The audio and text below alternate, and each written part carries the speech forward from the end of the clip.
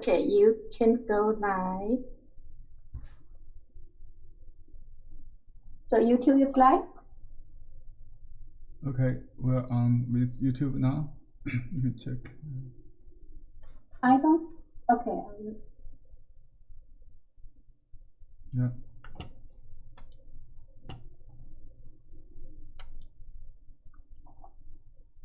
Yes, I see it. It's live. That's good. Okay. Okay, welcome everybody. This is the final session of the Fusion watercolor class, sponsored by the Mapleton Library. And we are very fortunate to have Henry continuing with us with a new series of class starting tomorrow. It's 2:30 to 4:30 on 8 consecutive Wednesdays. These are all Eastern time. So registration is open. Those who have already registered for the April 23rd class do not need to register again. You will get an invitation, and anyone who is interested in joining can do that. Again, we are recording this class on YouTube. If you do not want to be visible, you could turn off your camera. You could also change your name or not have your name visible if you choose to protect your privacy. Thank you very much for participating in these interesting programs. Here's Henry. Thank you, Yongle. Looking forward to starting a new class tomorrow. So it will be 1 hour later in time, but on different day on Wednesdays. So hope you get used to that. It will be for 8 consecutive week. Okay, today is the last class on Fusion watercolor. Actually, this 2 classes will be very related, coincidentally. We didn't plan this, but you can see the landscape here in our last class is kind of a universal landscape, I would call it, inspired by 2 masters in the East. One is Fu Baoshi, my teacher's teacher, actually, from Nanjing, my hometown. He founded the Nanjing School of Landscape Painting. In his early training, he was educated. He went to Japan to receive westernized painting, I would call. So he was heavily influenced by the Nihonga, or Japanese painting developed after the opening to the West, after Meiji Restoration. They developed the Nihonga, which is very different from traditional brush painting in ink on rice paper. So here is another master. Let me change the. Let's see. If you look at the handout, you'll see my references. First, this is Fu Baoshi's famous mural painting, huge painting in the People's Hall, People's what it's called, Assembly Hall in Beijing. It was done in 1959, the year of my birth. Actually, my birthday is coming next week. So this is his famous, and I was inspired by this composition, the mountain and the rising sun in the background. So I did this one based on that, and he actually, Fu Baoshi was educated in Japan and was influenced by masters like Yokohama Taiken. Here you can see another painting I referenced in the handout, which is you can see very similar to what we borrowed for this project. and I just added to the tiger-shaped stone on top of the pine trees. I heavily referenced the way of doing the waves and the little rock islets on the left corner, very patternized still, but with some kind of realistic rendering of light, maybe from the Western. So actually, this kind of Japanese block, wood block printing have influenced many Western artists, like the Forest, Matisse, Henri Matisse, or Henri Matisse, or and other. They are very into the either chinoiserie or Japanese style prints. So this is my final product for the calendar, and you can see the cropping in the print here. So we may probably go back to this a little bit, but I'm going to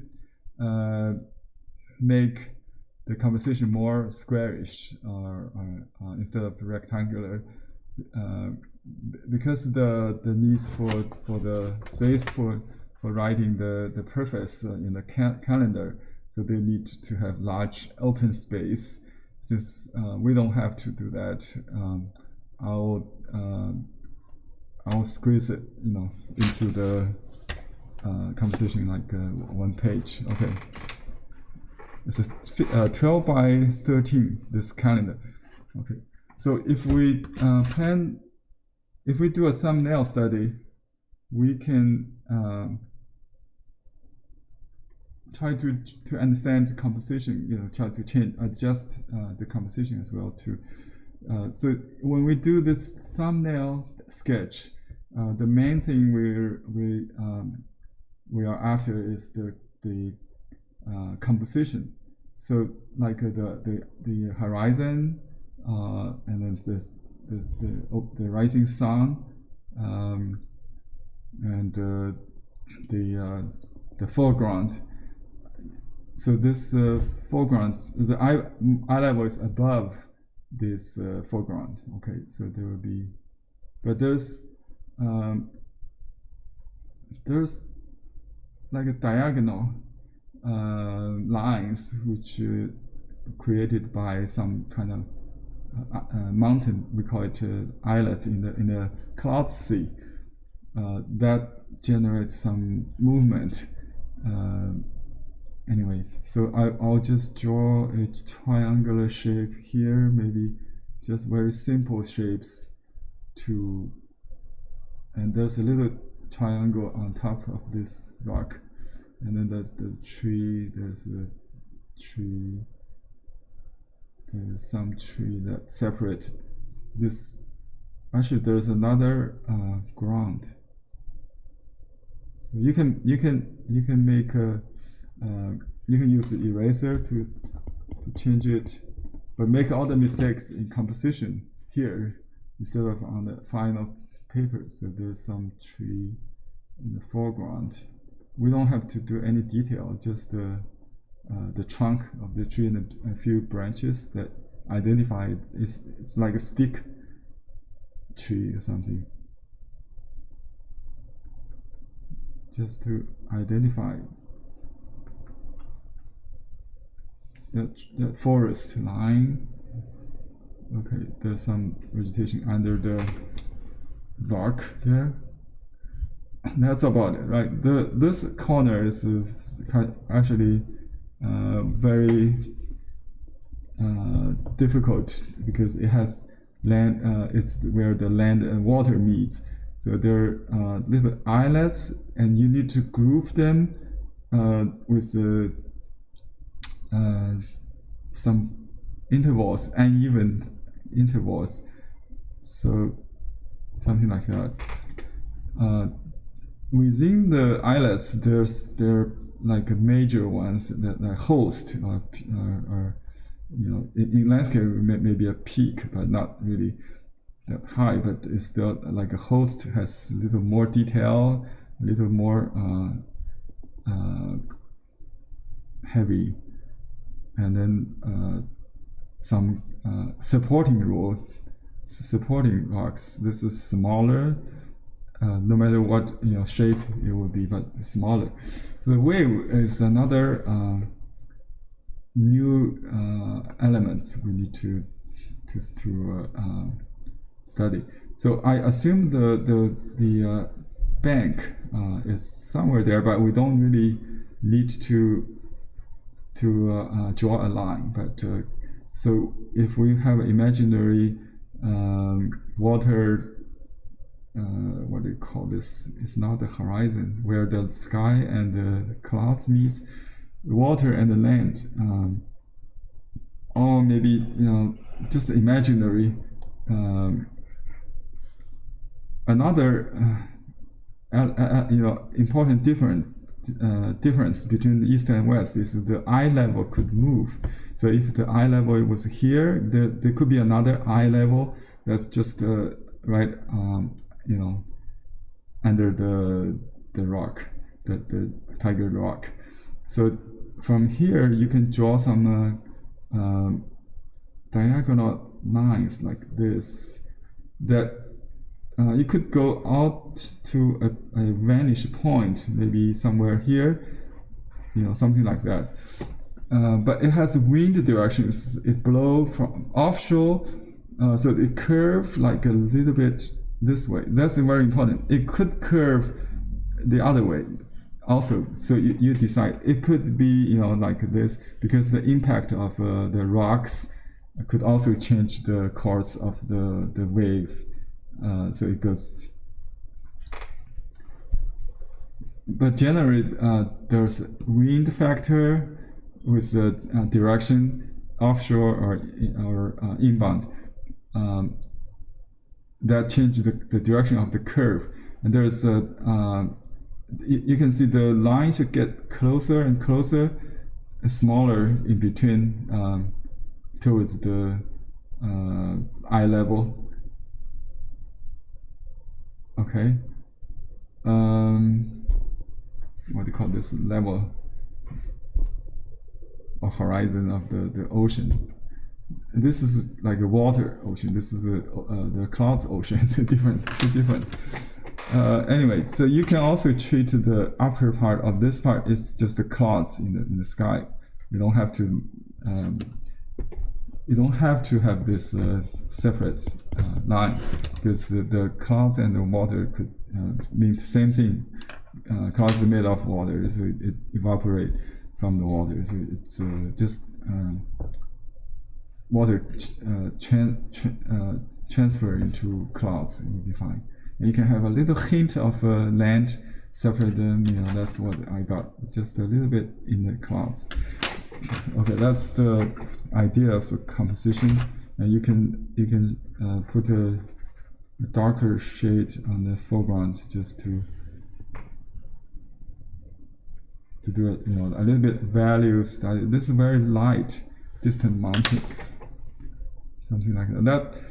In this composition, we also have like an opening and closing concept. This is the opening, which kind of expand from right corner, and then we have a closing mountain that balance it from the upper left. Okay, and this one also have a closing. This opens the trend, the opening trend to this side, to the right, and then we have a little stop here, that a little island that balance that's the opening and the closing.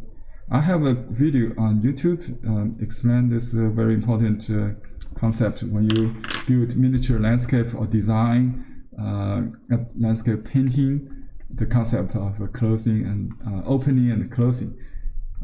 So when you have a major rock as a peak, when you build a potted landscape, you should put a little islet in a proper distance to balance that. Otherwise, it doesn't look closed, or balanced. Yeah. Okay. Any questions on conversation? Yes, Henry. B is asking, will we be getting a better field of far away depth if we turn it 90 degrees? I didn't get the question. What's the point? Get a better field of far away depths if we turn 90 degrees. Maybe you can ask the question yourself. What's the 90 degree? You mean like this? How, vertical? You mean as a portrait instead? Yeah, portrait instead of a landscape. Oh, landscape format. No, okay. If you do this, like a very long, like a scroll, we call it a high perspective.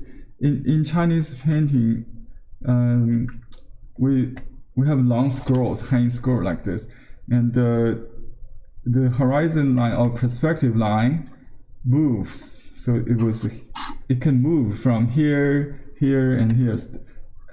It's like you do a video or film. There's a pen or what do you call the panoramic panoramic view. So the horizon, what's the line? There's a term for that. Not the horizon, the eye level line moves in Eastern painting. It's not bound to one. Henry, I'm looking at the picture that you have. Not the one that's on with your hand, but the one on the screen. Yeah. And you get a real field of depth, as if it were a scroll. If I were to do a longer paper. Yeah, you can do that. You don't have to change it to. That's what I meant. Yeah. Okay. You can stay with that.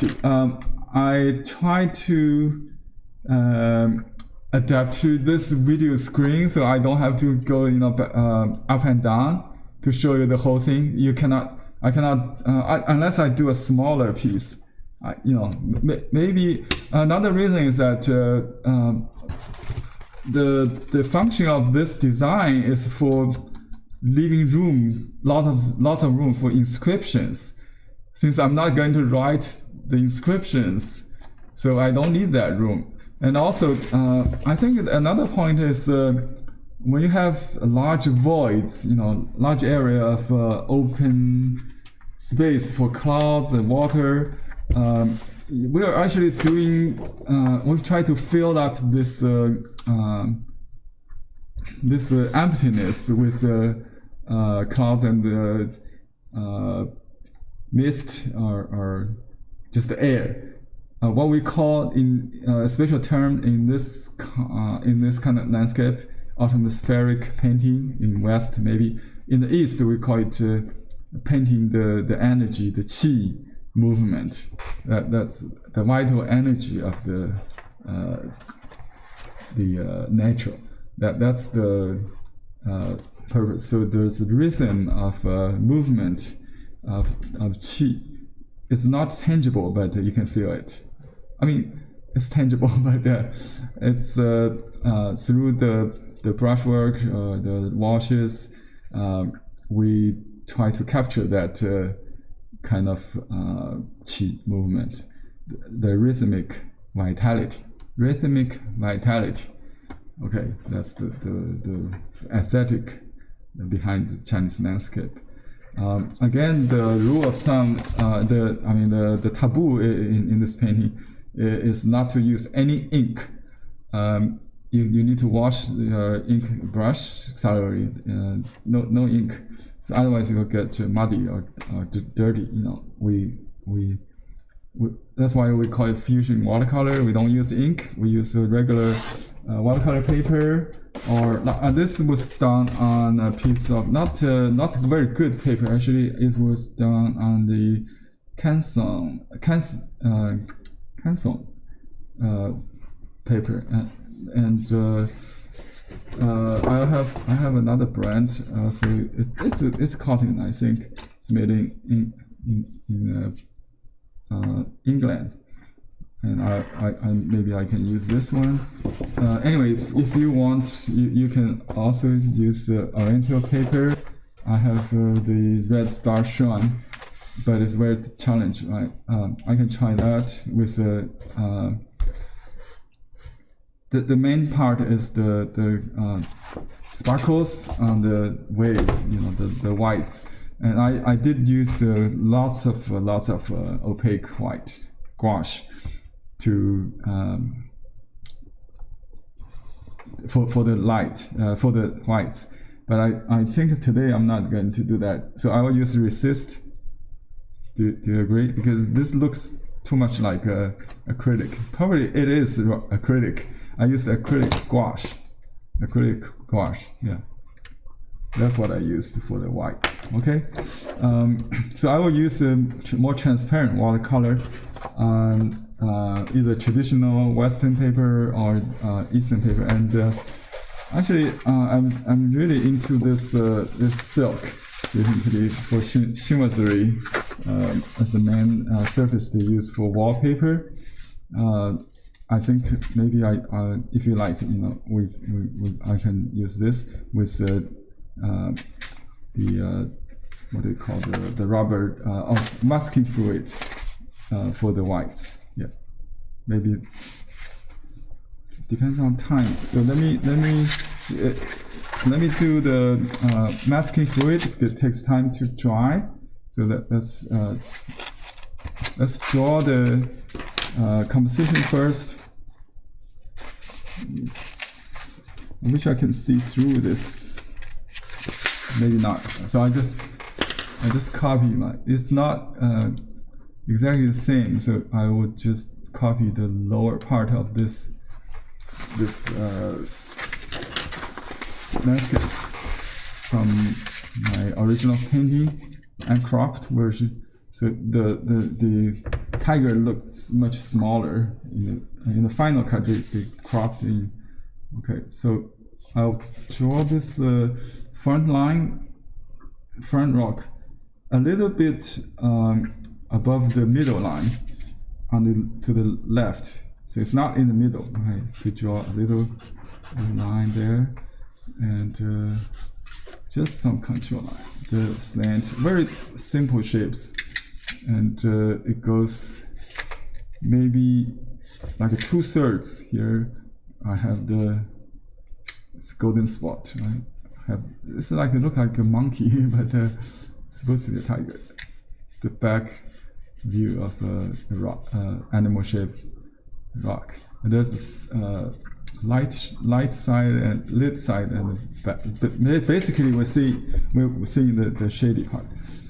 So not much plan to play with. Okay, the tree. We can move the tree a little bit towards the edge, so I don't leave any gap there. Just break that frame. Okay, so the tree, there's two trees. One is very tall, so it depends on where the root is, the plant. You create depths of where the tree is. So this is another slope that goes down, but look at the ending part here is, and there might be a little kind of carved carved by a cave kind of hole or something by the water. So you can always see this kind of formation in the coast area. Okay, so this is a rock that cut out this slant slope right there. Okay, here is the most contrast part. I have the tree against this white area like a hole. Actually frame this little tree wheel. Just put the tree inside that cave, that white hole, reflective lights maybe. And then that tall tree against the dark background, also. So dark against light against dark, with different color, like the green against the orange, also creates this interesting contrast in color. think of color, not the darkness only in making contrast. So this area is covered with more trees. We don't have to, it's a jungle, so we only need to identify maybe a little tree, which is just like a, let me see. Anyway, I don't need to go to too much detail. Just maybe concentrate on the rock is better idea. The formation of the rock. Okay, something like that. And I try to vary all the degree of this of cliffs. So some a little bit like 45 or 60 degree. This is maybe more than 90 degree here. And not on the to create some a stage, a platform for the Tiger Rock, and then we have a little tree, a pine tree sticking out, create a silhouette shape. Okay, this tree has the shape, but is more blend into the shady part of the rock. This area is a jungle. There are some lights, something like that. And some medium-sized tree. Maybe there. I have to add a few trees, maybe because of the change of composition. So that's that should be a little bit less than half still. So that's not in the middle. Okay, now the little islet that close the cliff, it could be on this side. There's some white wave. So they frame the wave. Actually, I should leave more space for the wave. I think we can make this smaller. Okay, something like that. And little pine tree there. I see in Oregon coast this kind of scenery. Okay, there's some wave in between the rocks. We'll do that. That's about it. And this sun, right there. It could be pretty to the side because they had a logo there, so I put a little bit inside, and we can make the tiger looking up a little bit. I don't know if I can do that. Just to make a little small circle, and there's some clouds and some mountain there, and because this could be a closing relationship, opening closing relationship, I don't have to add this actual rock. Maybe. There's a little bit islet, very little ones. They still have a like opening, closing, a little bit large and small. It could be in the center area. Maybe a little bit to the right.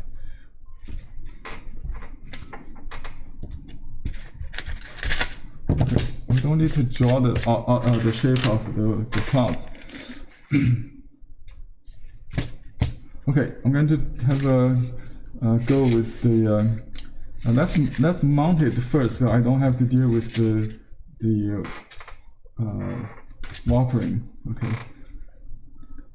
Actually, this paper is very sensitive to oils, and I'm supposed to wear glove or, without touching the surface too much with the wet hand. Let me put on a backing, so I have a firm surface to pen on.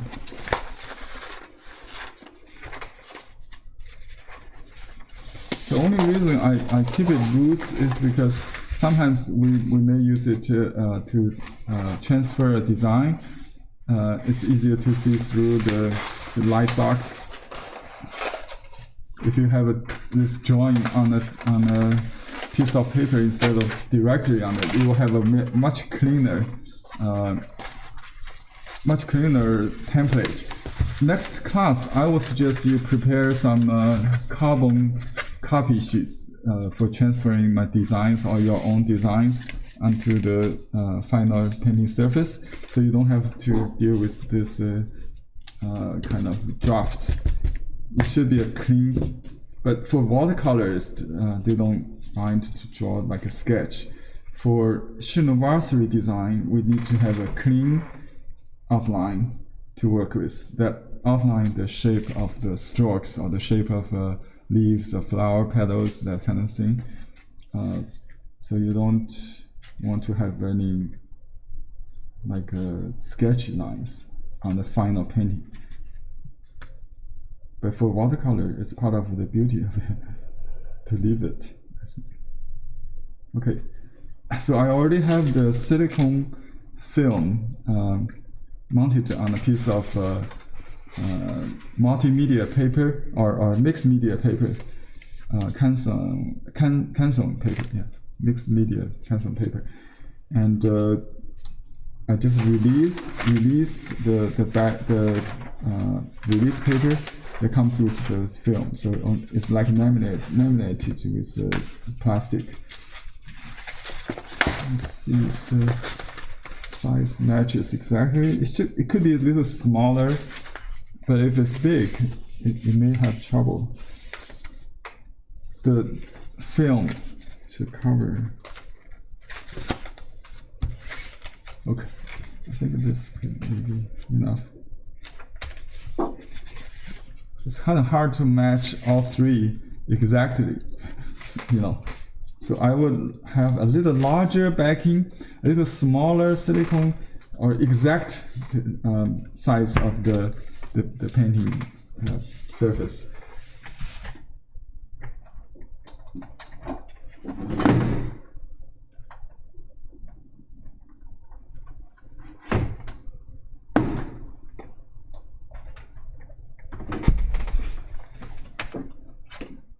I just plug in the iron.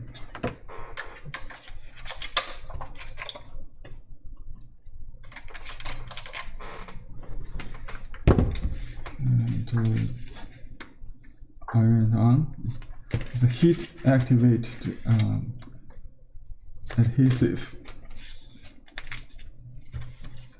Usually we use it after painting, but for watercolor, you can do this. Sometimes I just put another paper on top of the multimedia paper, make it heavier. So you have you can create your own heavyweight watercolor paper to anti-watering, you know, wrinkling purpose. So this silicone paper is good for collage also. You can create a design and paint it, and then put the silicone behind, and you cut it, and then transfer a collage. That's sometimes you use wasted painting as a collage. So you put the silicone behind the failed painting, and then you recompose it with iron by this. I should have a little felt behind, but it's okay. All I need is the heat.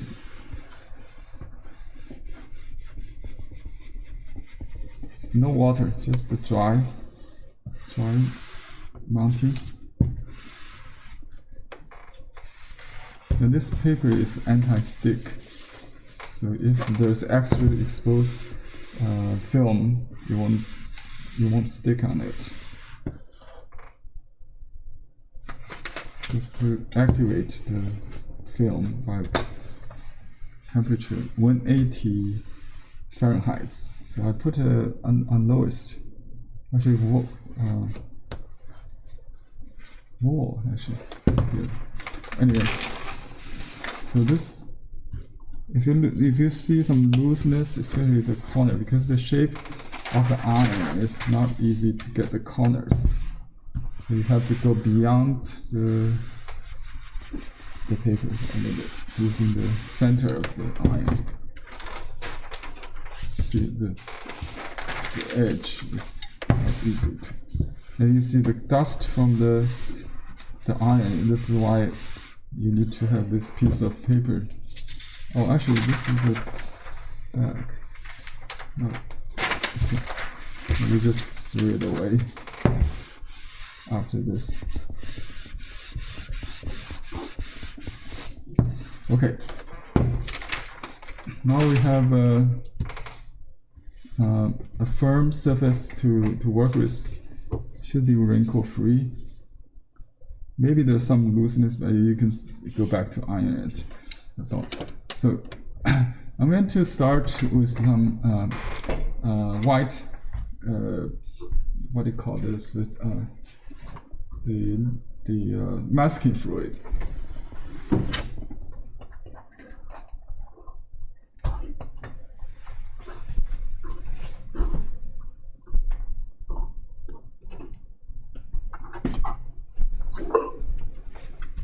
Okay, it's a rubber, kind of liquid rubber. It dries to a rubber.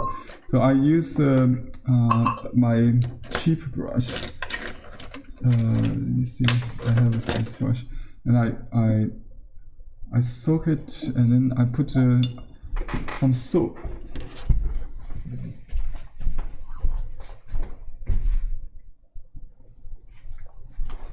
This is a trick. You can prevent a little bit, at least you can reuse this brush, but don't use your good brush. Even though you use soap, you still have residuals on it.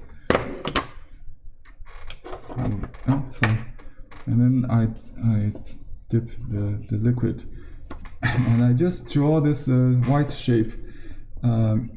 On the original, it has this kind of regular pattern, like lines. So I just draw the white highlights. The line should be done with color, I think.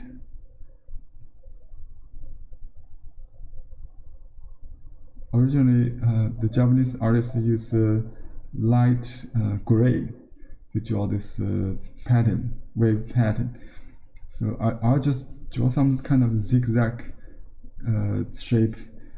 Remember the perspective study we did earlier, like this? So you need to vary the distance. The biggest intervals is near this corner, right? So I draw this line, the highlight part. You can vary the thickness. Don't have to be zigzag, but just like the ridge of the wave. Okay, and some water splashes, wave, like in between the islets and where the crashes on the land, on the cliff, something like that. And some wave here, a lot of white. But if there's a big white, you don't have to do that. Only the white that against the dark you need to preserve. So make it easier when you do the background wash. You don't have to negatively save them. And some bits of white, like So I constantly remind myself about the perspective, that I need to worry about the distance between these lines, and because the interrupt of this eyelet, they change directions, and also the wind direction that goes blows offshore, I think, that goes, so make a little wave, also vary the intervals.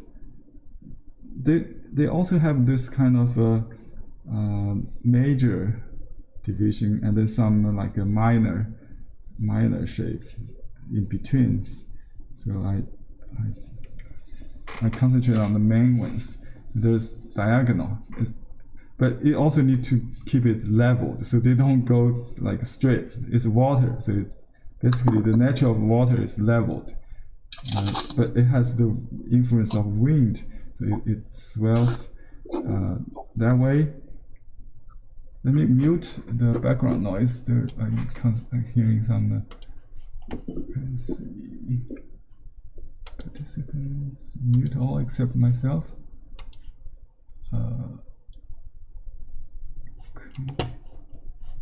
Okay. That's good. Do I need to any highlight on the trees?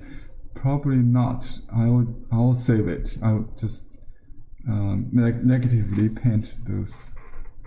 I think that's probably it. I don't need much in the distance. We can still use squash if needed to recover those. Maybe a little bit chip, a little bit the dots, like sparklings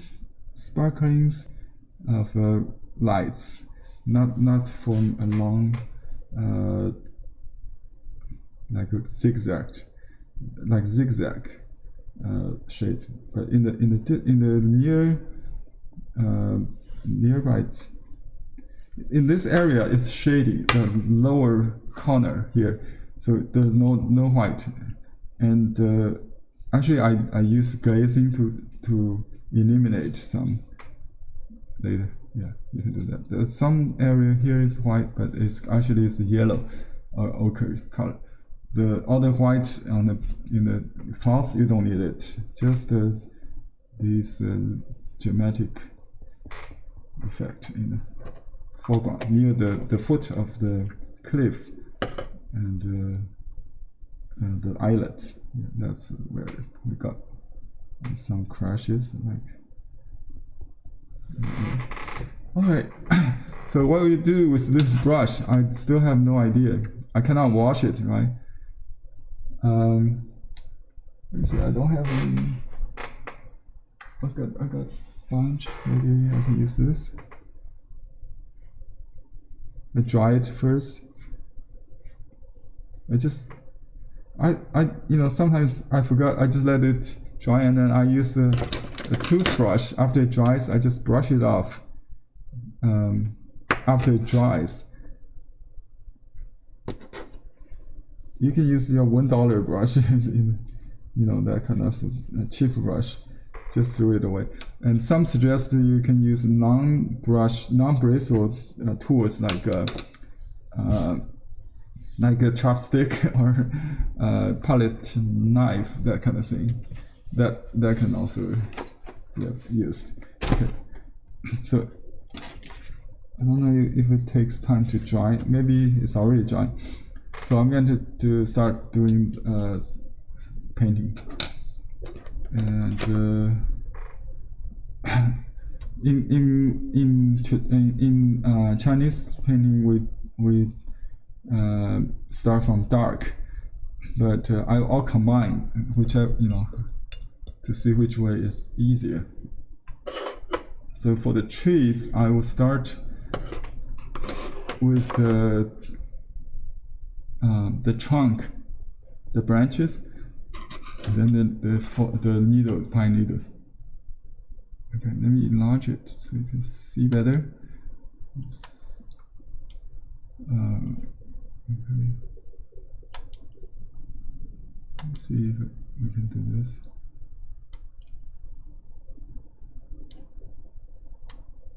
So So I zoom into this area, and I will do this. Let's start from the foreground. Okay, you can use a smaller brush for detail. So I use Happy Dot maybe. The trunk is a green that contrasts to the burnt sienna or brown color background. If you use brown, as you might in most cases, it will not separate the tree from the background.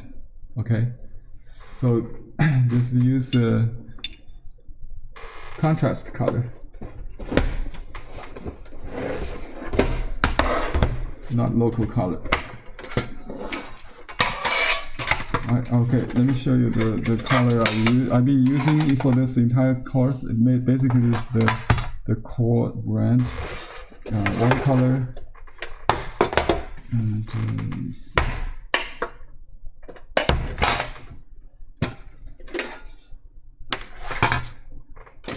move that a little bit. See if I can find it.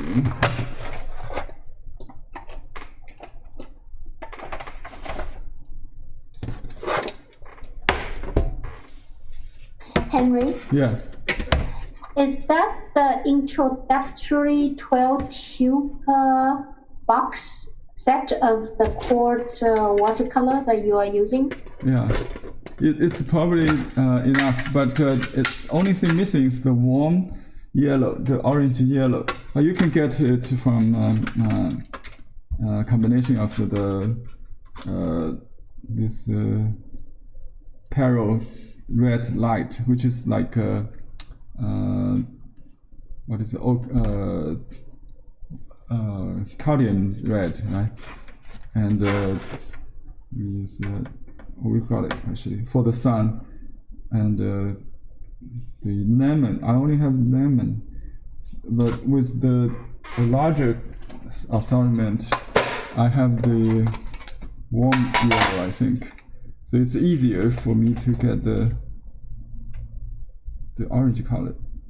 This is what very light yellow. I don't know what's. They have a different set of names. This is like cardian for me. So I already have it. Okay, that's the only color I use the most in this larger collection. And they also have purple. Maybe I like. I think I got everything on the palette already.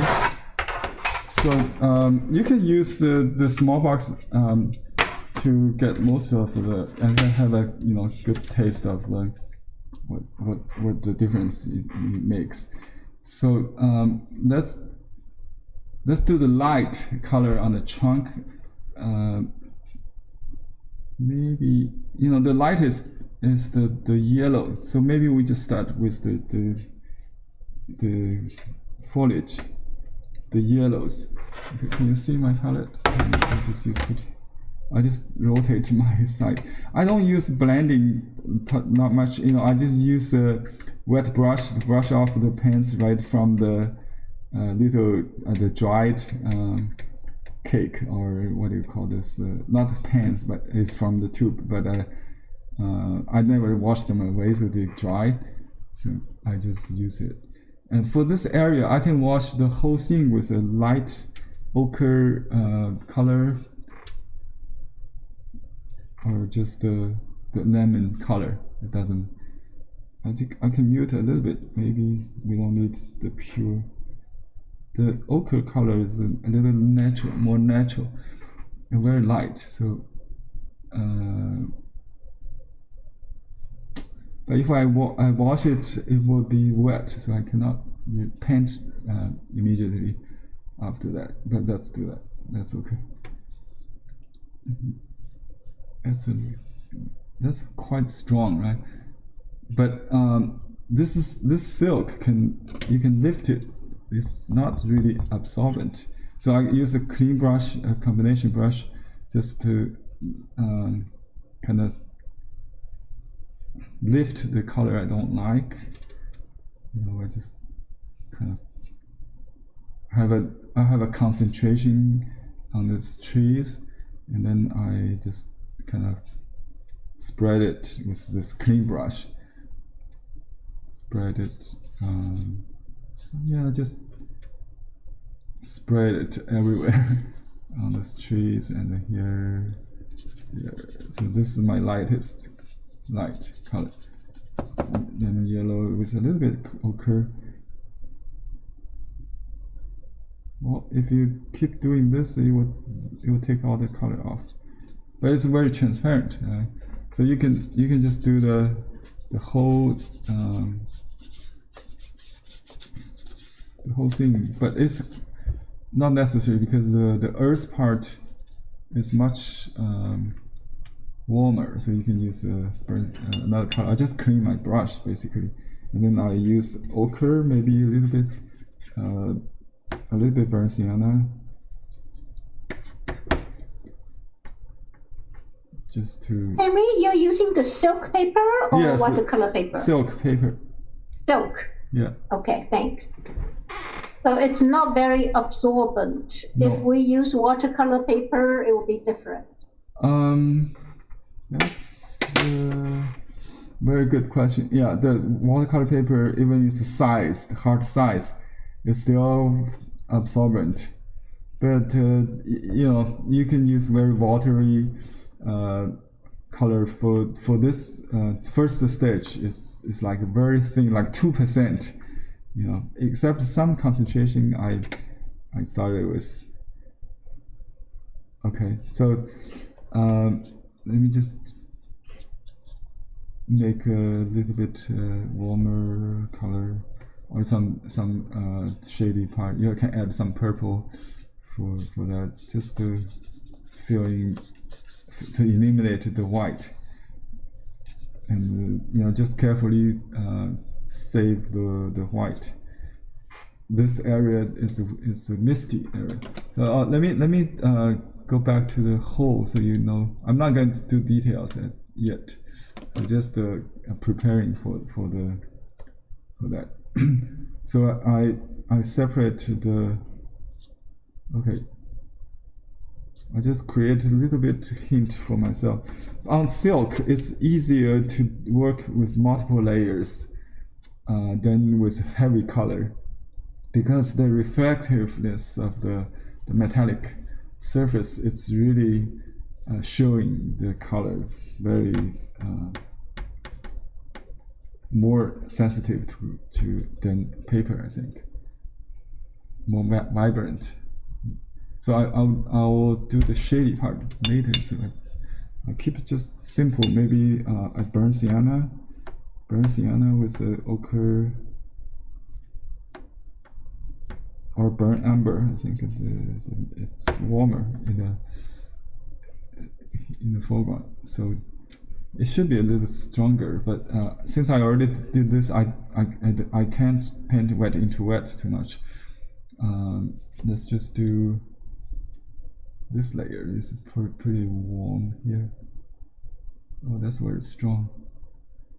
So if I do this very strong color here, I have to negative paint it, leave out the shape of the trees behind, because I don't want to use any white to recover the white. So I have to be very careful to save this precious color of the silk. Okay. So something under this tree. You can leave a little large envelope for shapes, and then do the little things even later. But if you can manage, you can do it like this. So basically, I'm use negative hinting to start to squeeze out the trees.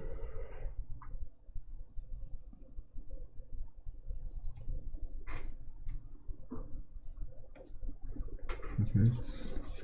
And for the trunk, they are pretty dark, so you can go right through it. You don't have to. But there's some bits of light. Maybe it's a good idea to leave, so you can do a little bit negative painting, but don't have to be too fast with that. I can add a little bit warmer yellow here just to show a little bit light in the dark. Maybe reflective lights in the shade area.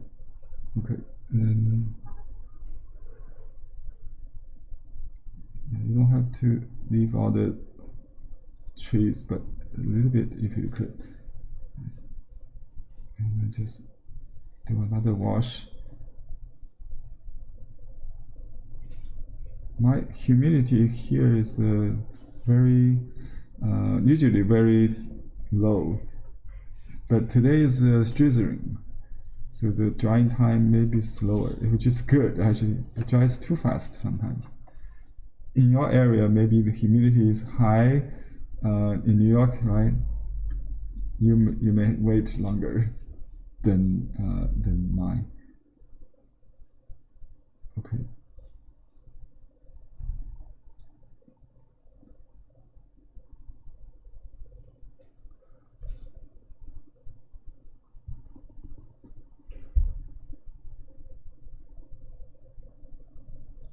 Okay, I try to to do this rock for the first wash.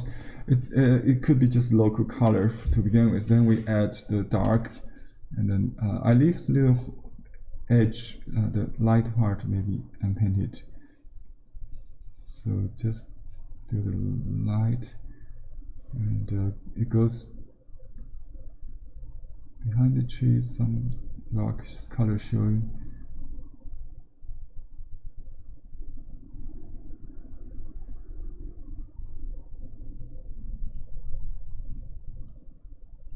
Very light. Okay, and then the rock here.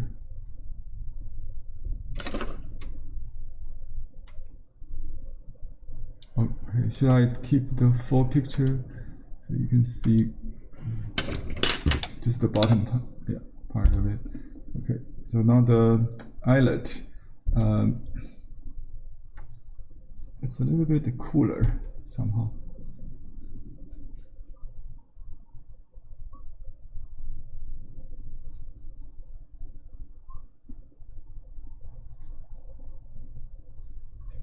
And this rock, I'll just do the same thing. I'll change the temperature later.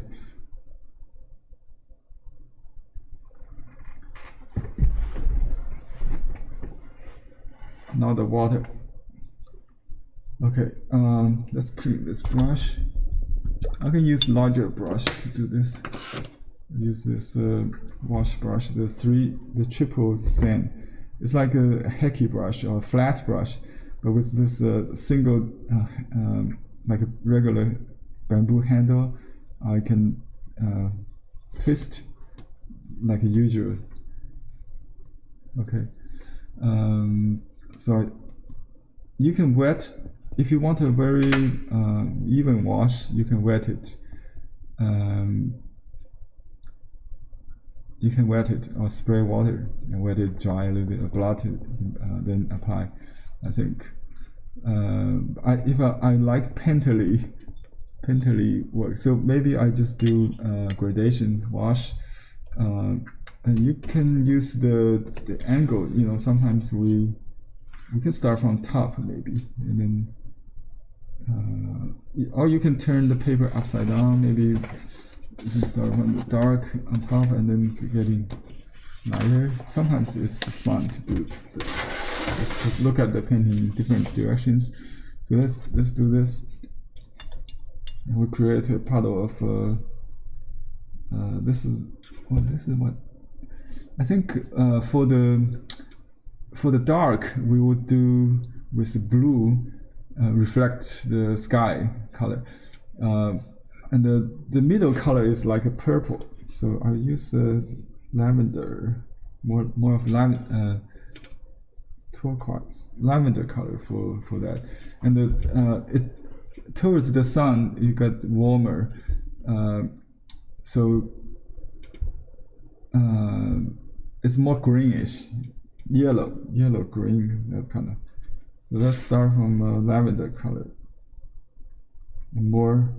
It could be cooler, so we can add ultramarine to start with. There's lots of purple there, right? Lavender there. So this corner is definitely dark. So if you go directly, you can even add some cello. Cello is oops, what's this? This is neutral tint. I don't like a neutral tint. It's too earthy. I want to keep the color more like an ocean color. Where's okay, here? Let me get the cello. Ultramarine. Cello blue. Cello blue.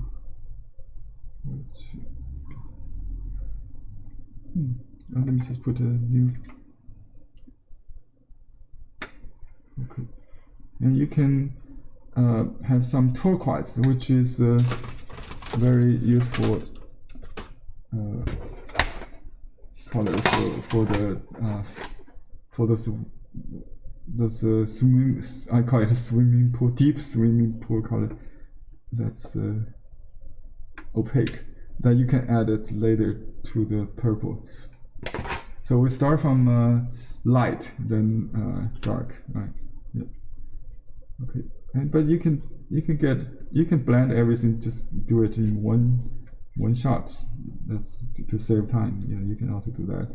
So I use some cello. Cello is very strong, and I add a little bit turquoise to that to make it bluer. And this is an interesting color. I think maybe we need a little bit of yellow in it. So Viridian green. Viridian green is opaque green, which is yellowish. To add yellow to it, instead of adding yellow, you go much faster to use green. And that's about it. Okay, this is the color I just got with a mixture of everything, like from turquoise, cello, some ultramarine, something like that. So this is the deep sea color I like. I'm starting here.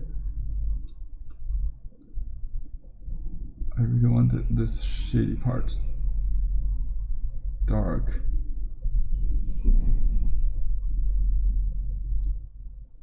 So I just go back and forth. Don't have to worry about the little wave. It's nice to have that. Okay. And actually, you can avoid overlapping, or you can have more control if you leave space between the different colors, and you use a dry brush or sponge brush, a dampened brush to kind of to pour the color into those areas. So two brush could be used. I see a lot of granulation happening. That might be a good idea. If you want to keep it even, you have to use very thin wash.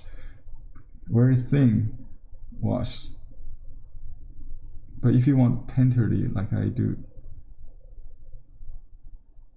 I just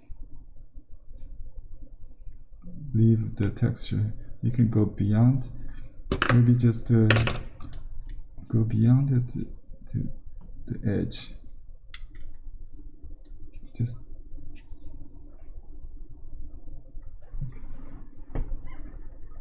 Harry, yeah. Would you please move the paper a little bit down? Because, yeah, good.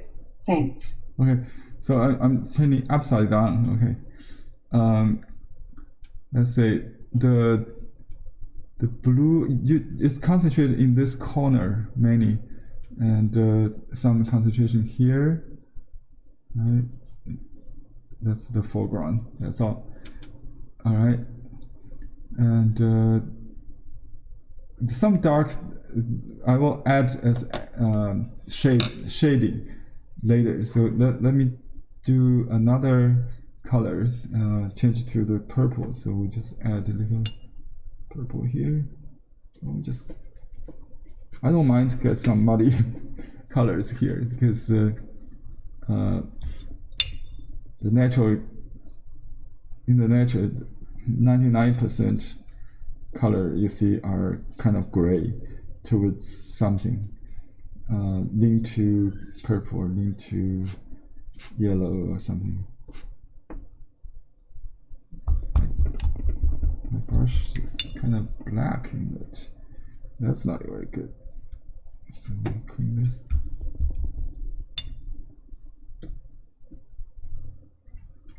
So we'll just use lavender color, where it's very thin. This area is basically that kind of color with some yellow highlight. Okay, then I can use opaque to recover those. So I go with the background. You can have a little bit blue just behind this little eyelets. I think I already have the white, so I don't have to worry about leaving any of that. And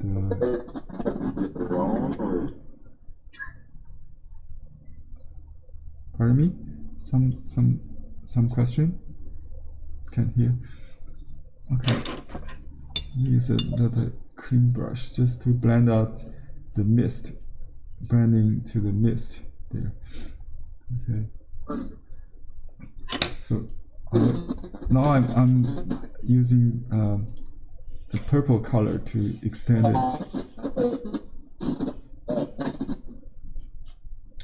There is an iPhone who needs to mute. I was unable to mute the iPhone. Yeah, just mute everybody, and then unmute me. Okay, I think you got it. Okay, so let me go back to the right orientation so I can see better.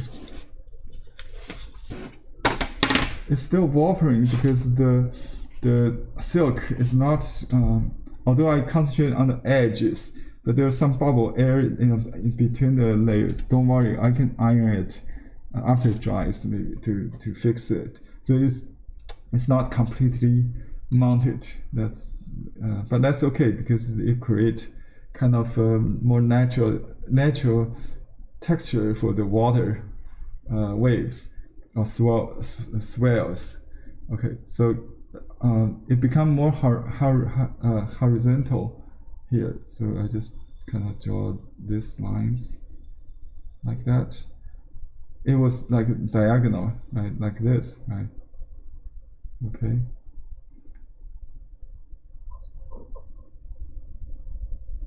And so I don't mind if it's not even because this is turbulent. Oops!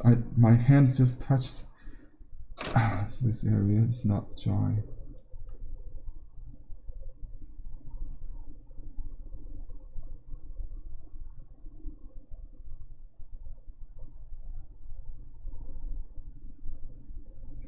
Yeah, you don't need to void the white because the white was saved with the masking fluid.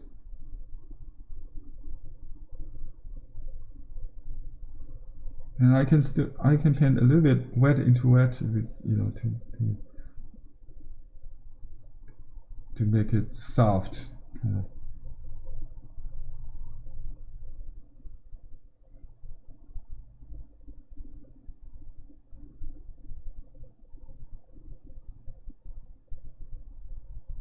the line becomes closer and narrower. Okay. Okay. Maybe you can add a little water to dilute it. And you can use clean brush just to spread it, soften it. Okay. Then we'll go to yellow, I think, gradually going up. Okay, let me just use this clean brush for the yellow. You can use ochre with a little lemon, maybe dilute it. You can just add some purple to it, just mute it. It's kind of green actually. Okay, so we're good. This area needs to be soft. Okay.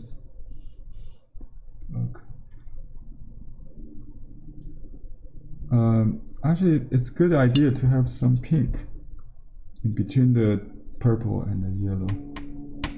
Purple has already got red in it, so basically the between the blue and the yellow, you should have a buffer area with pink that will prevent it from green to become green. So that's the rainbow you want.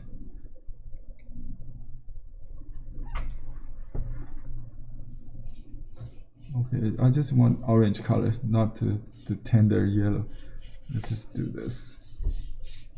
Just wash all the clouds with this very pale pink.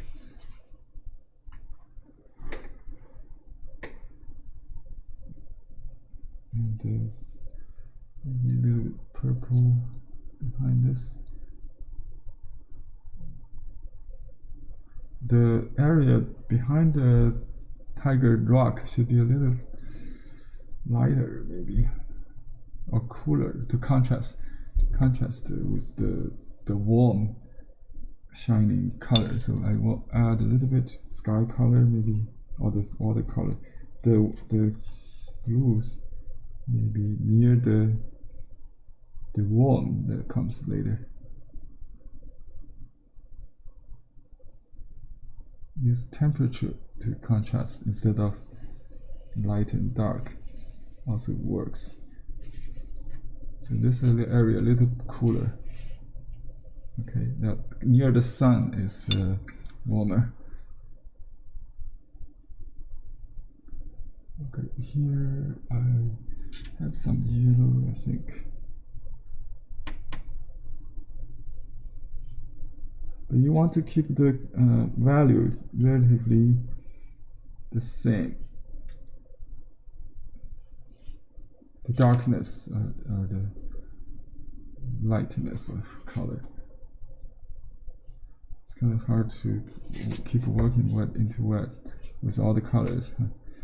So let me paint the sky before too late to have a complete wash.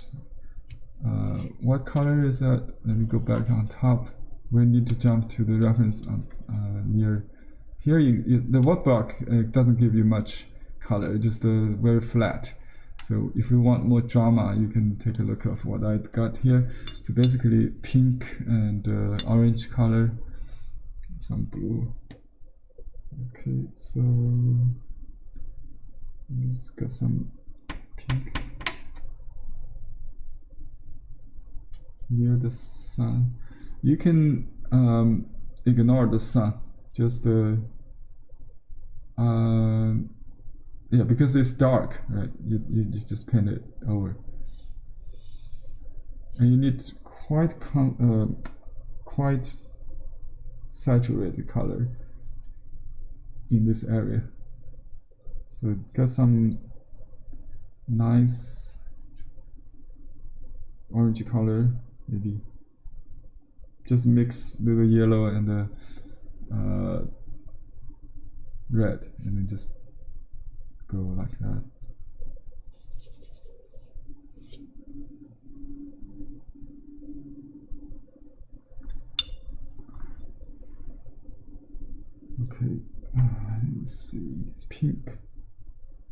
also like the quietness of this sky. So you do not want to overshadow. It's still very much early in the morning, so the sun just above the horizon. It's against a very thin misty atmosphere. So it's light against dark, actually, to keep the sky quite light also.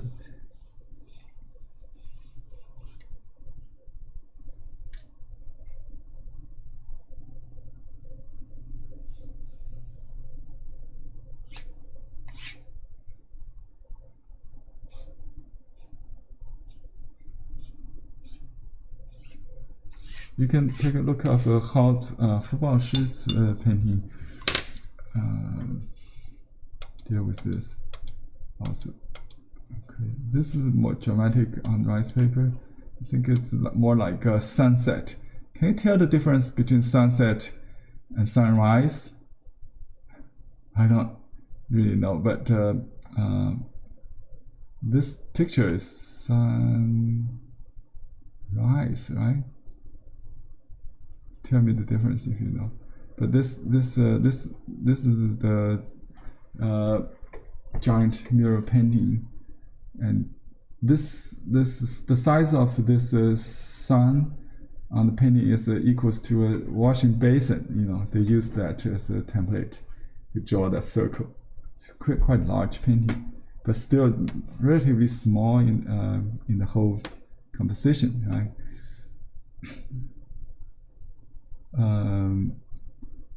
So this kind of orange, not orange color, is a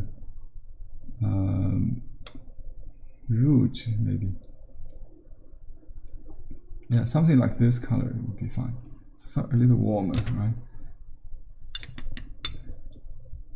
But I like the kind of color that between the ocean, the blue, and there's some kind of earthy clouds or haze, maybe. That's nice. Some golden dust or some whatever it is. That's a nice color. But on different internet image, I found the color is different. See, so it could be very same painting, but depends on photograph. So you have to use your own judgment. Let me do this mountain in this color to test. So just kind of golden yellow, but muted with blue. Or maybe a little red. So don't ask me what color is this.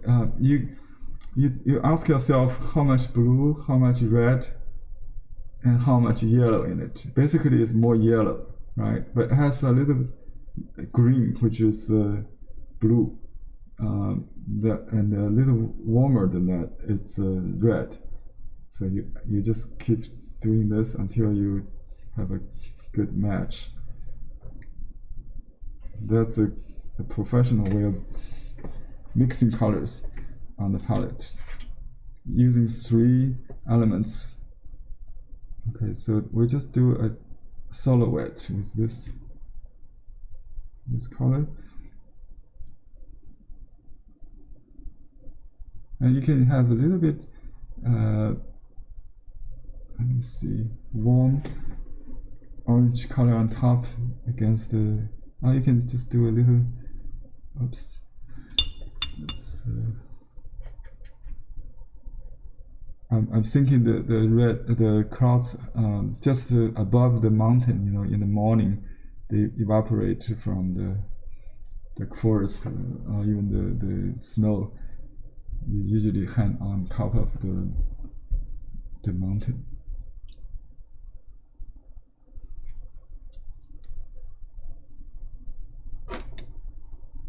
Okay, Let me just extend it all the way there.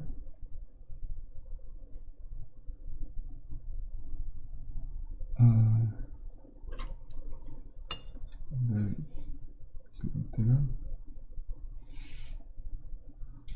So you can move pens around on the silk pretty easy with a dampened, a thirsty brush.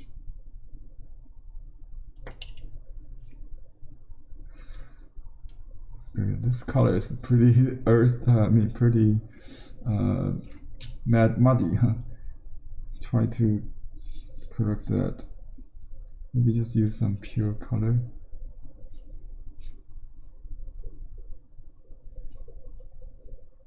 I think this color doesn't like to mix too much. You mix on the silk itself, it's better. It becomes grainy. But you can take it up, just lift it with a sponge brush.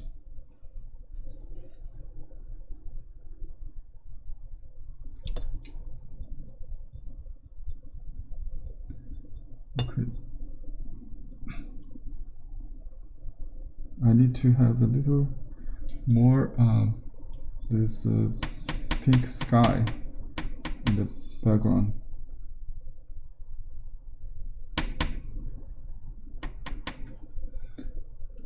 It's a warm peachy color, kind of. Not so warm actually. I'll just use the cooler red. Let me see.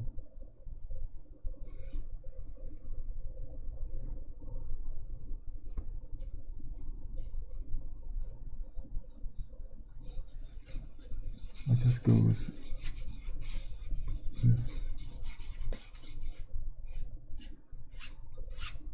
It's whoppering because there's some air bubbles. Okay. The top here has some blue sky. Not really blue, it should be purple. I'll just change that.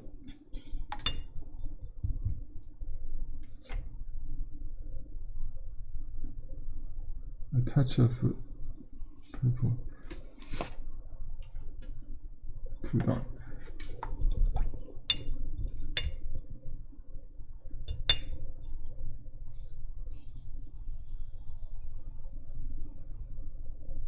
Just soften the edge a bit like that. Okay, and some stripes of color you have to let it dry maybe. A little bit islands of distant mountain. I think I did it with some blue, purple, I think.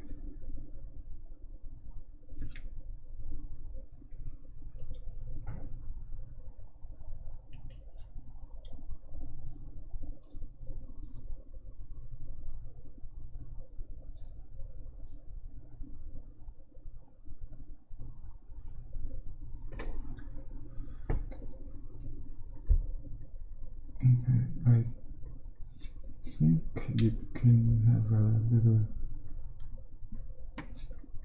rock.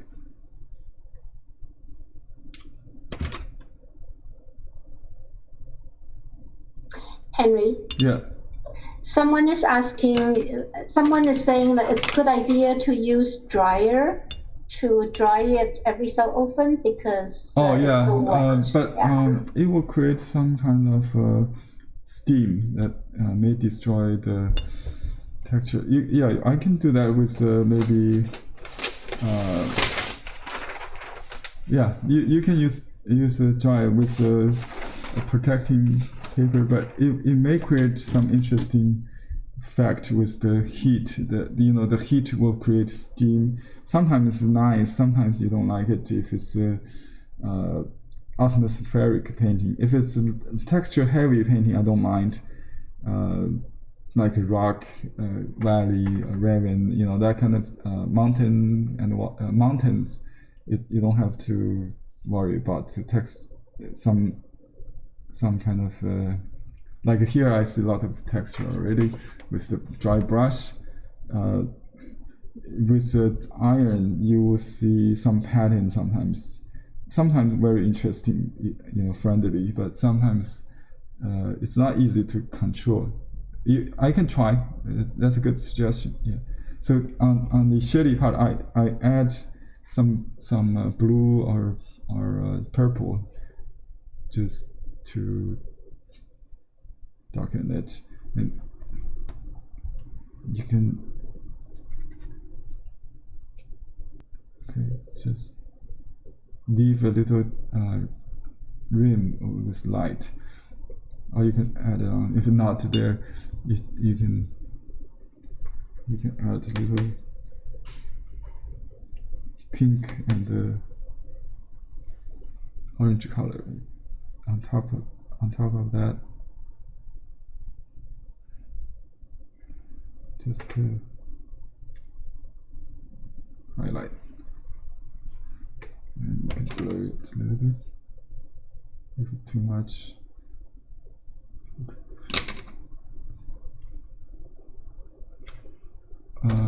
So let's do the front. It's more important. Okay. So for the trees, I will do the trunk with the.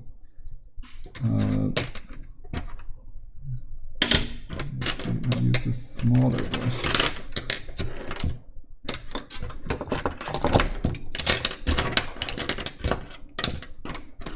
Or I can use tip of a hard brush, a calligraphy brush.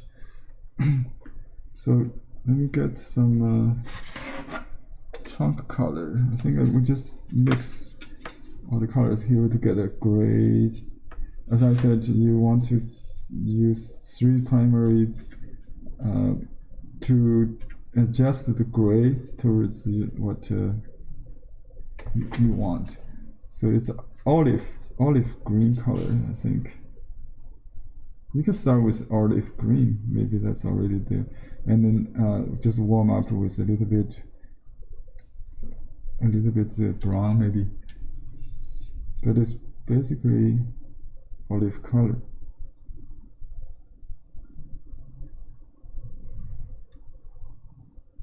Olive green. Okay, so let's do this trunk. Just to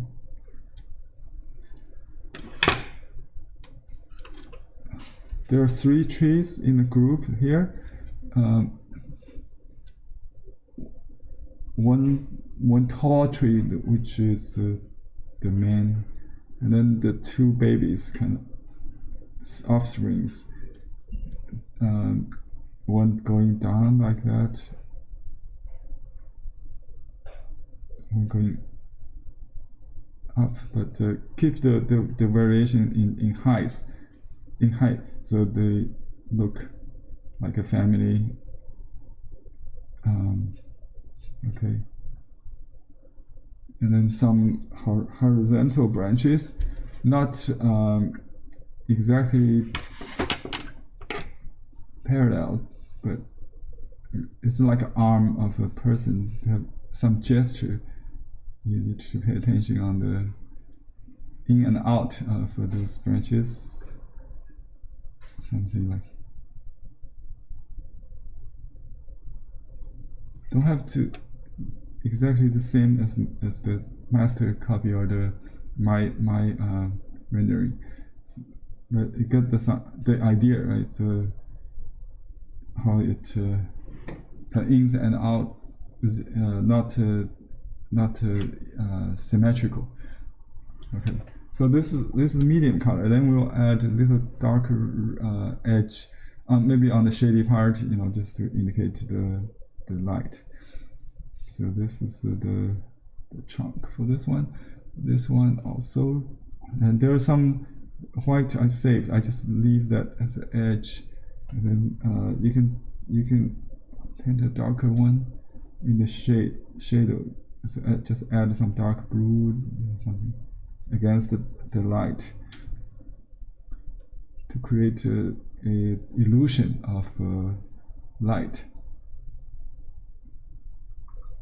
Okay. And then some horizontal lines, not exactly horizontal, just on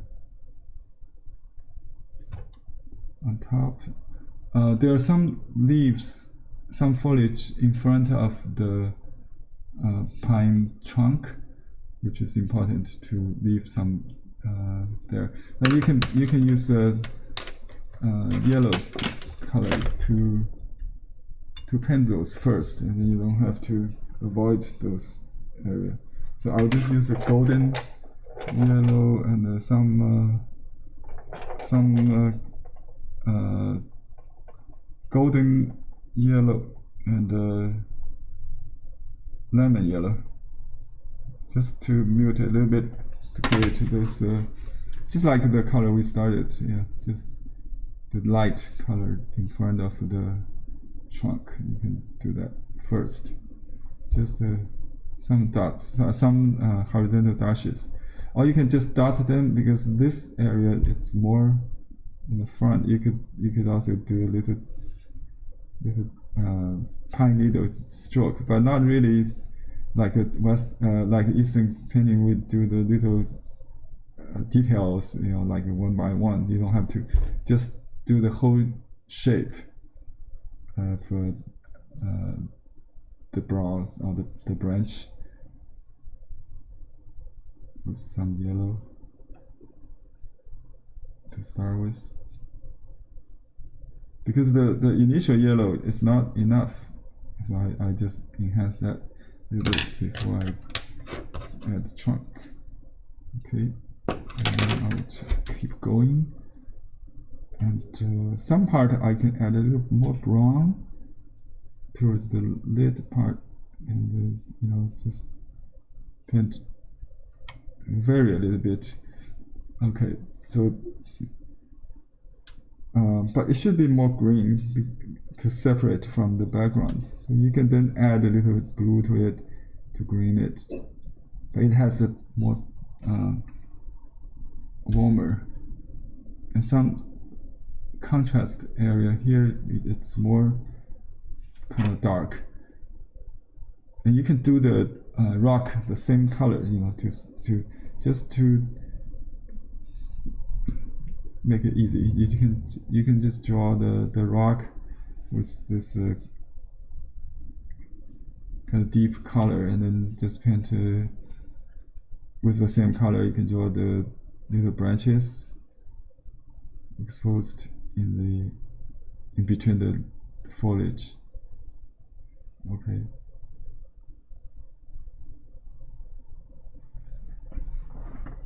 And if necessary, you can add those dark, not completely outlined it, just either side could be. I can alternate, some on the left, some on the right, just to create some depths.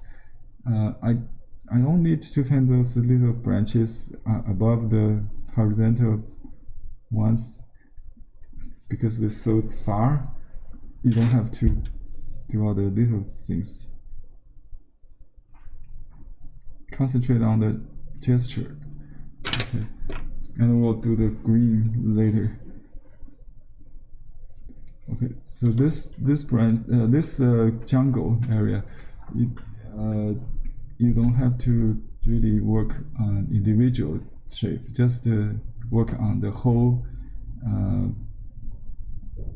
group, block. Yeah. So this area, it's more shady for the trunk, and some rock behind you can draw. I just use burnt sienna with this mixture of other colors, brown or the red and the blue, to make a little darker contour for the. Usually we use ink, but here we don't For those deeper colors, you can use sepia, what is called Van Dyck or Serbia. Serbia, right? The dark colors, you can use those instead of the three, mix 3 primaries. You can use deep brown, dark brown. Okay. There's no texture shaping or shading here, but you can do that. You can use the concept of chun or wrinkle technique, if you like, for the shady part.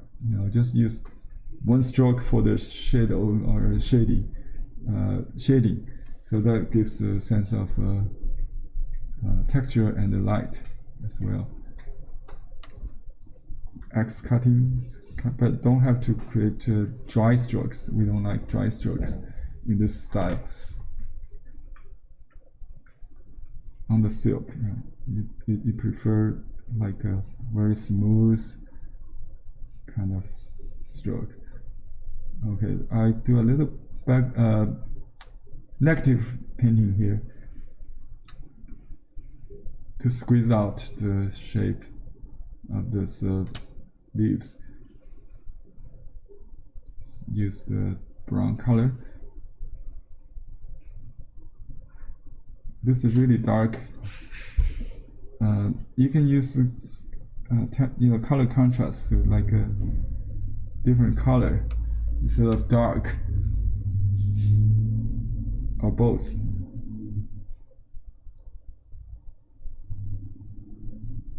Okay.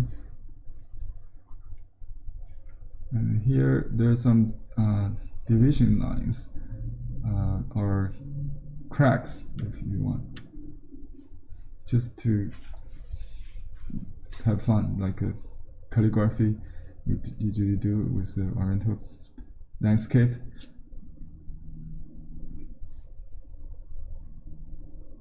Okay, and here, this branch in the front. Okay, I'll do some more medium color to finish. Okay, let me just draw the contours at this point.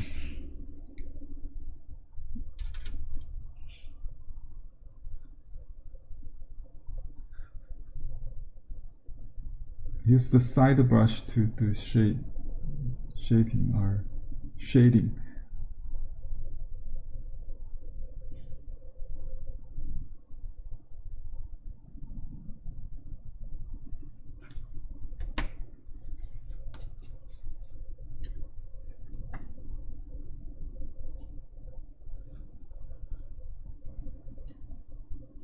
To go faster, I think. Otherwise, we'll no time.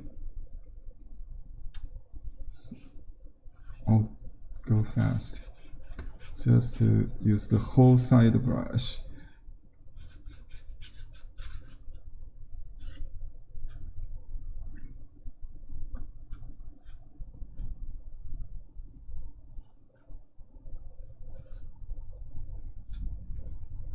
So the direction follows the formation of the mountain.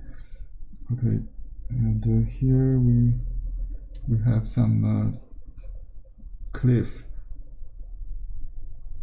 reef against the light of the water.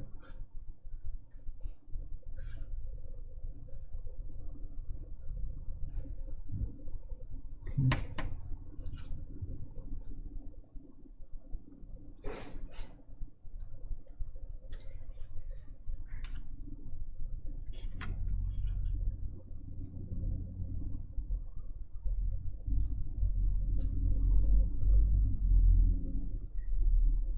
Okay, this middle part, just like you would do with ink. A little bit more negative painting. Squeeze dark against the light in the front, So yin-yang contrast. I really don't worry about the light direction in this kind of painting, but just to create some dark and then light. Okay, some cool color here.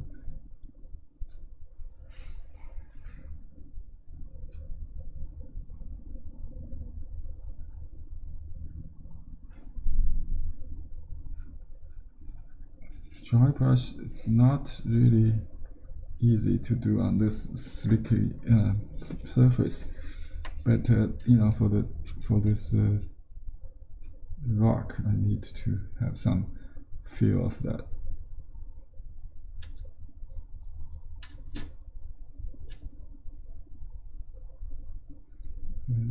If you do it with a pretty thick, you can have a good stroke on wet.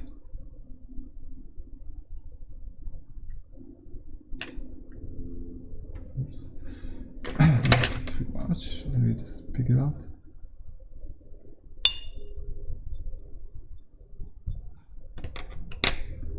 Okay.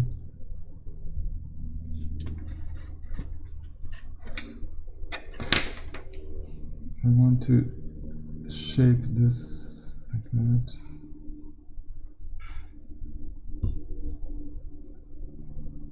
Just some color, more saturated color here to make the value to work. This is the shady part of the painting. You want to have it dark enough.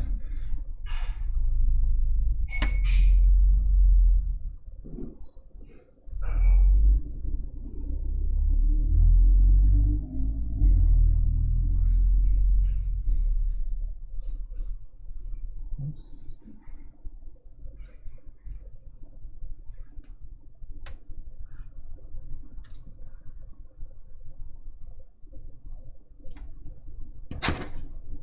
Oops, my brush just touched something I wanted to leave, but it's nice to have.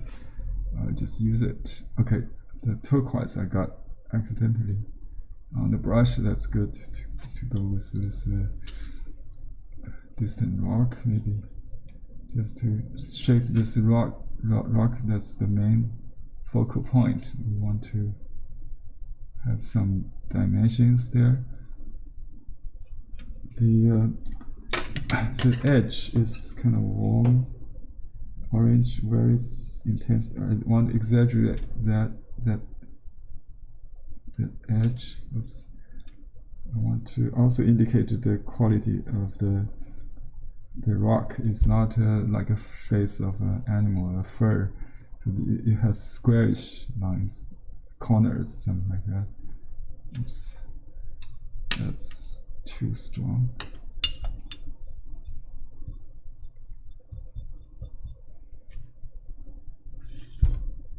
And you can use yellow as white directly from the tube or without the water to cover it. Okay.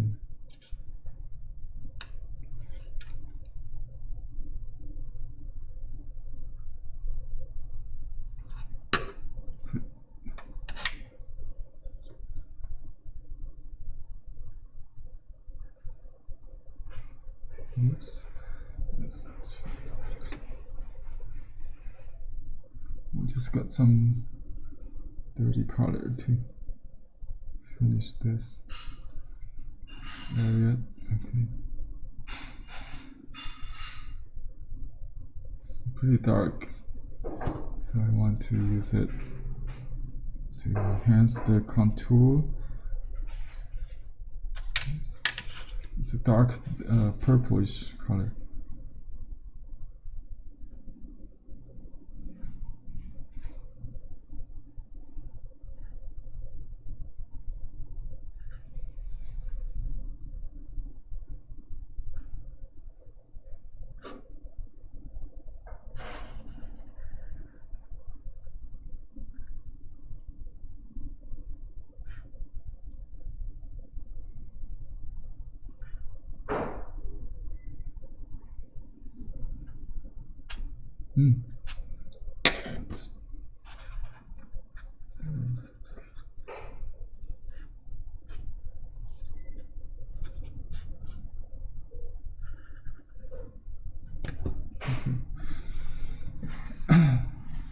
That's a very dramatic color here to cover that.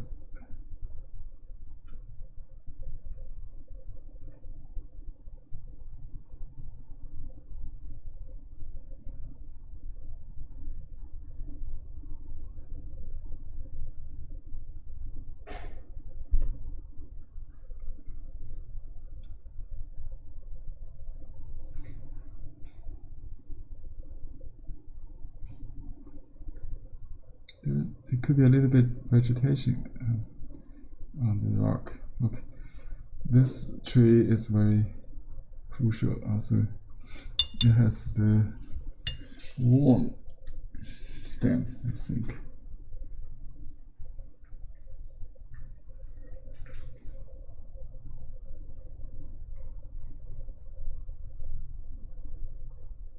Okay, just a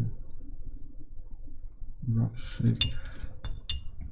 And then the greens we need to add. Okay, I think any kind of pure green to start with, and then let's see.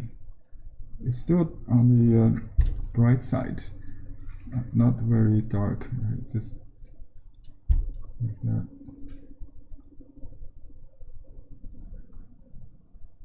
So I just add a little shady part on the branch, the lower part maybe, to add a sense of light. Leave some yellow, original, the yellow rim. Yeah, just combine those colors to give you an illusion of a light, a backlit light. So in the center of those, you can have some turquoise mixed with yellow, really cover, get it to cover the background if you need.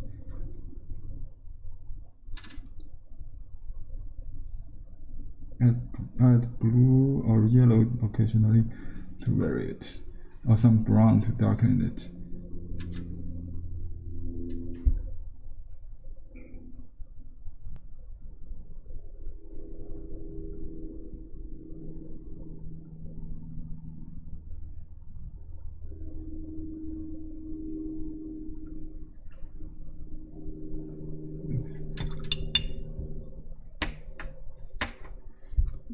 This part, actually, I want to show some rocks behind.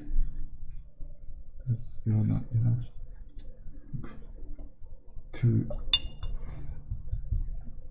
If you don't have a warm background, a dark background, the green will not stand. So let's wait a bit. And this little tree here needs to finish with a shape that goes like a bonsai tree, you know, a good shape, natural bonsai. Yes, the Japanese potted landscape. We're going to do a bonsai orange tree tomorrow in a pot.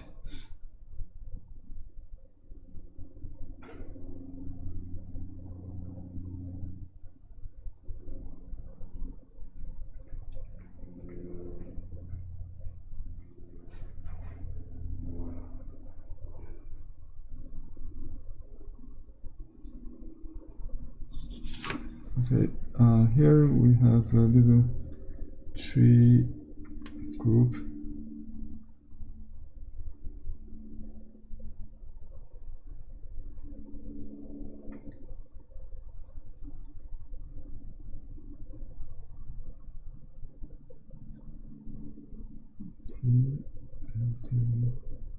And some dots there, just some shape. Okay.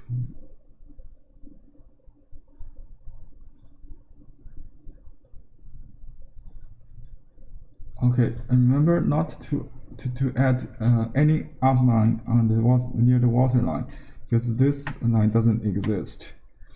It's submerged in the water, so you don't have a little horizontal line. Just only the top above the water. When you do the rock or islets above the water, don't put a horizontal line under it. That's an ancient rule when you do rocks in the water.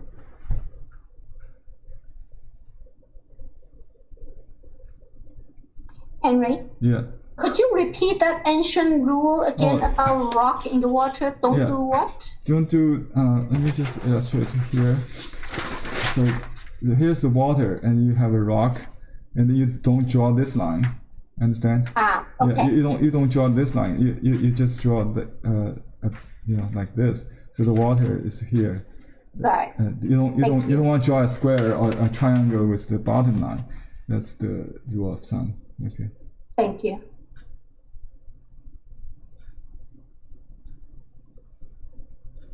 I'll just add a little purplish brown to it to darken it.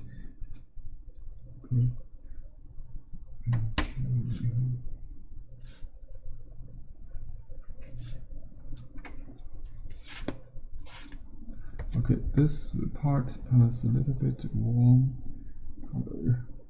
Although it's very small, but it has important supporting role to play. So we give a little bit emphasis on this dark.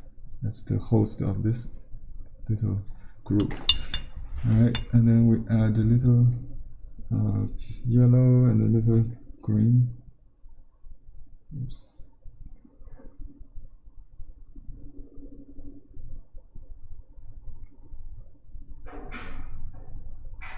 Maybe green there.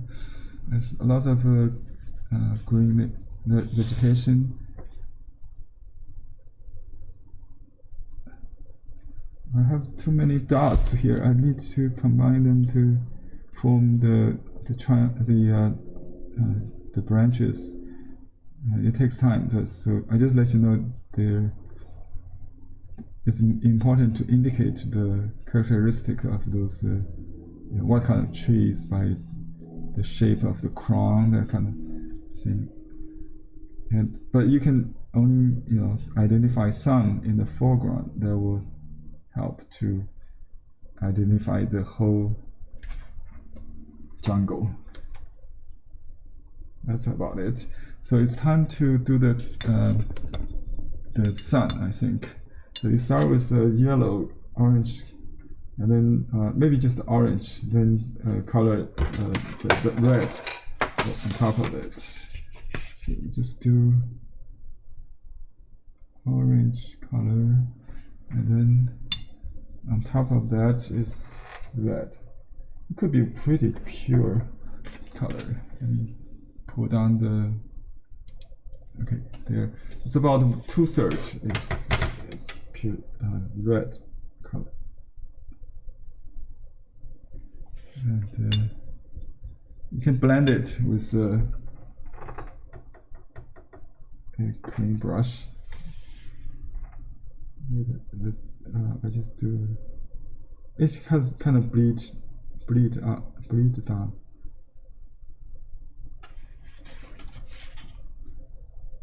Just bleed down. It's more natural to do it without the blending, but if it doesn't happen, you can use a clean brush to lead it, just to smudge a little bit so it has a nice bleed. And you can do a little bit to clouds with a similar color but lighter, maybe underneath the sun.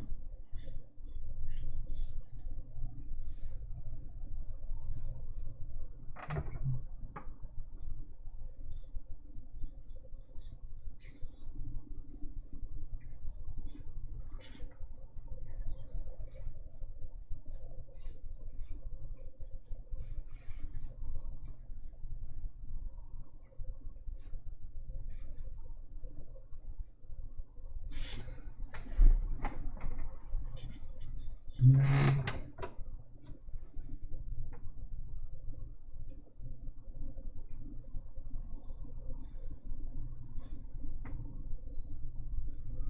Okay, the cloud should getting smaller near the horizon, right? We'll just suggest a little bit narrow.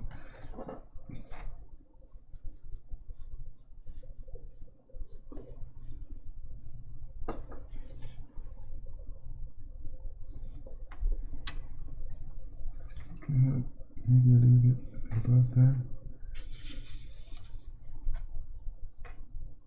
That's it. Don't overdo it. Okay, I really all of times, I think. So we must finish this area, I think, before we end.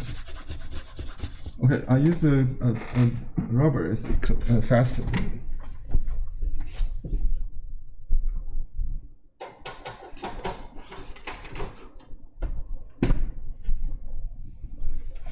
This is a special rubber for this purpose. I just rub it like this. Just go through the whole surface.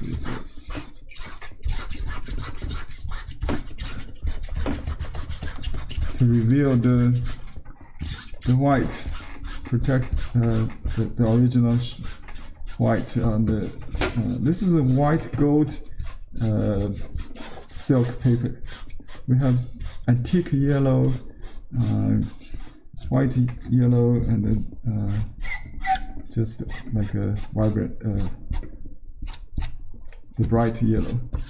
So you can choose those when you do seamlessly. Okay, that's I like the subtlety of that. So maybe we just add a little bit dark. That would be it. Okay, just add a little dark in the valley of the wave. Again, just or the shady part again, under the crash. A bit of that.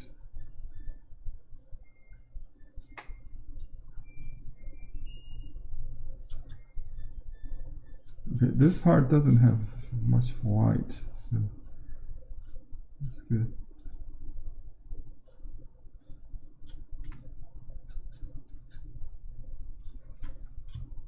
And you can just glaze it, like if you paint over some of them with this transparent color, it still have a white shape, but it's softer. That's what we actually want, to gradually turn it to the shade, the corner. You don't want it to have strong contrast to grab too much attention here. So even the white in this shady area, I want to mute it a little bit. So you just leave this part, that's okay. And you can emphasize on that, on the outside of that, and then you can shade this wave a little bit. Just keep it simple.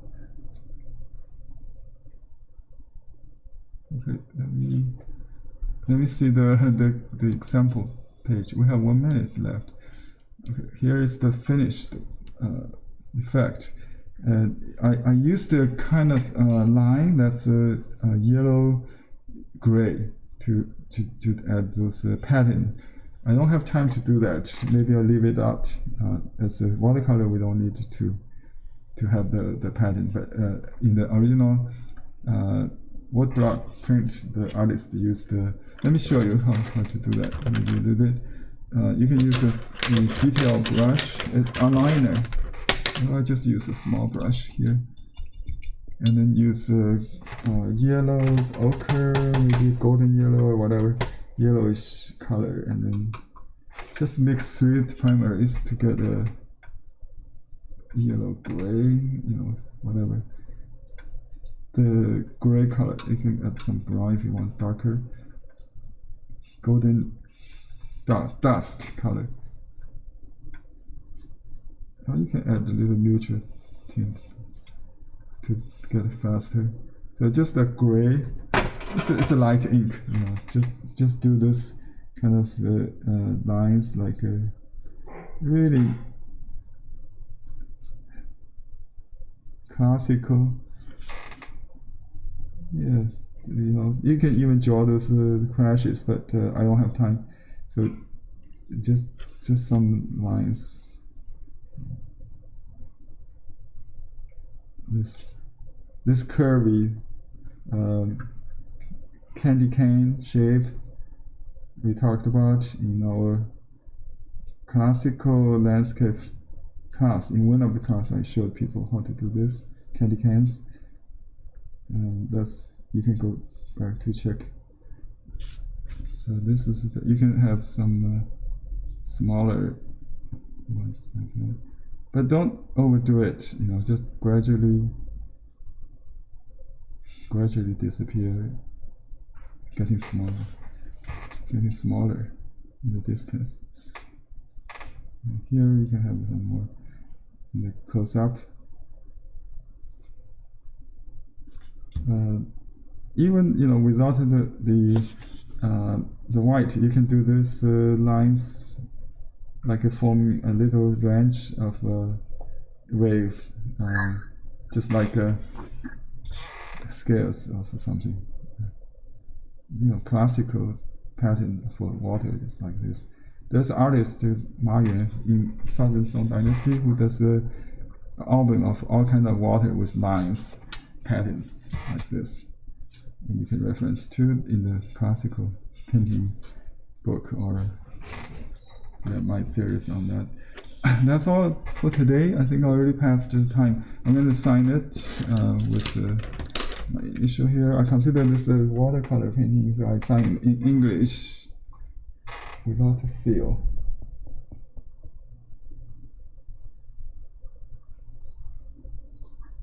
Let me just do it. Oh, it was designed here, but I think they put it because they need to crop, so the signature was digitally added after cropping.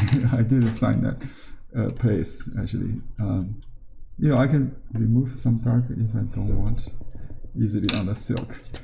So I'm going to do it here. I think more appropriate. I think that's it. Maybe a little bit.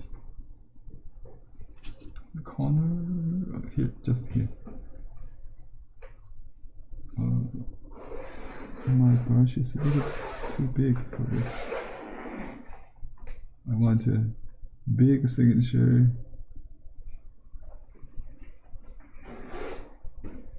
There's a logo, Bruhan. Okay. And that's it for the series. I hope you enjoyed. And if Yongle, do you have any time to critique today? If you have time, we could quickly do that. Okay.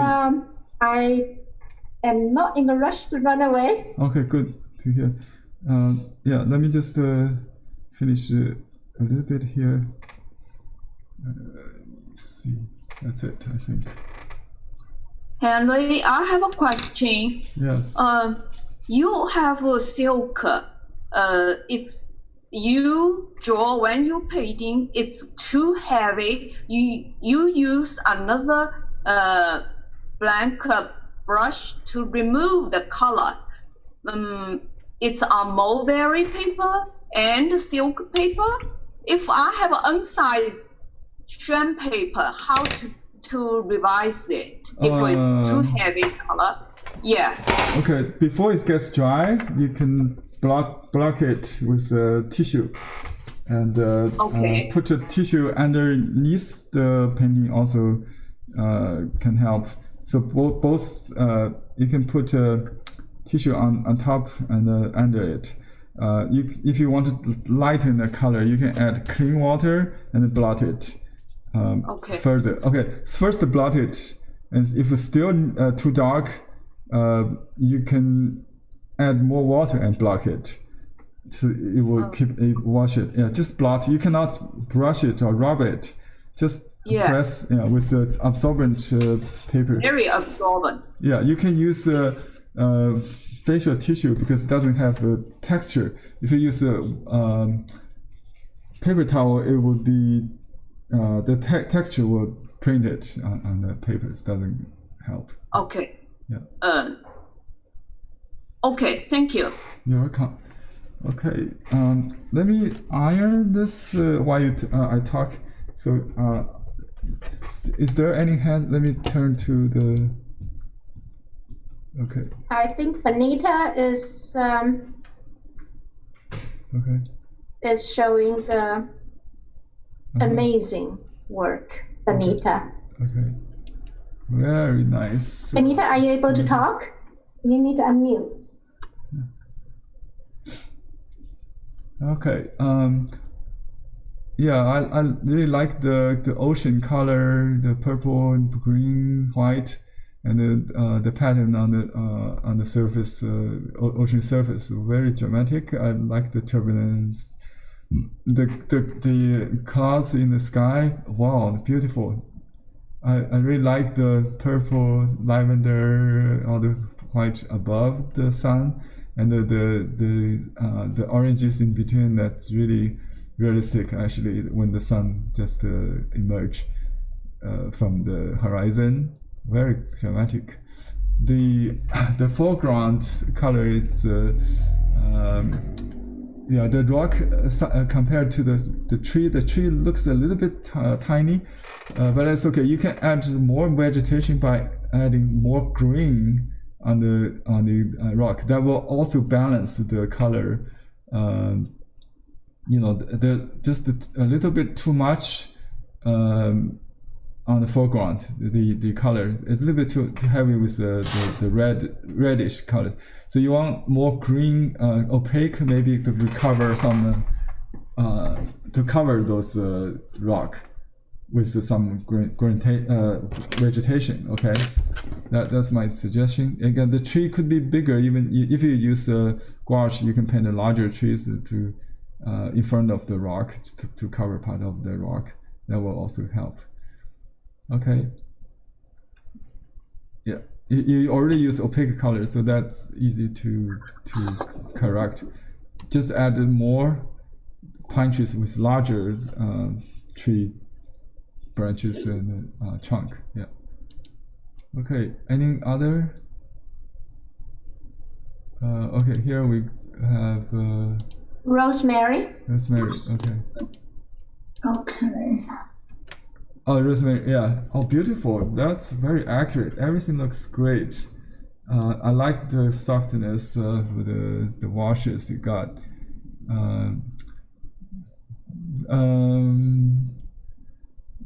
Just pay a little more attention on the size of the wave of swirl, I will say, in the distance. When you get to the distance, your stroke getting bigger. That's a tendency you want to avoid, but it's not too bad, because the softness of the color. But those strokes could be smaller near the horizon, or the bank, the distant bank of the river. It could like disappear, vanish, getting recede. So yes. try pay attention on that next time. If you could, what's this material? It's a watercolor paper. Watercolor paper. And maybe you can add some just fog out those strokes with some opaque blue, like a misty color or something, just to flatten it. Yeah. Use horizontal strokes towards the end of the perspective line. Remember I drew those lines, the guidelines? Yeah, it's getting more horizontal and closer, smaller. Yeah, that's the main issue with this painting. Otherwise, it's perfect. Okay, very nice color. Thank you, Henry. Beautiful color. Wonderful class. Thank you. Thank you. I enjoyed the class. Thank you. Okay, we have Suzanne. All right. Yeah, I like the contour of the rock immediately. That the dark. Usually we do the dark in the shady part, but the Japanese style, they make the shady part the opposite. Like on the contour, near the contour. You can have a little more transitional work, and it's not so contrasty with the other part. The medium color could be dark, more saturated, or even. I like the soft color on the wash. Maybe the wave is a little calm but calm, not so wavy, right? It's okay. I think that's kind of peaceful, more peaceful feel. The purple on the distance is a little bit too uniform. You can vary that into more blue, gray, a little bit, maybe a little yellow even on the top, the yellow orange color, just to vary the purple a little more. The shape is fine. Yeah, just the color. You could use some maybe a little bit darker. So it could be lighting a little bit. The clouds under the sun could be a little lighter. But it's good to have that. Yeah. All right. Well, yeah. I think the atmosphere is good. Okay. Very nice. Very nice. The tree could be a little bit more stronger with dark and medium greens. Okay. Now D.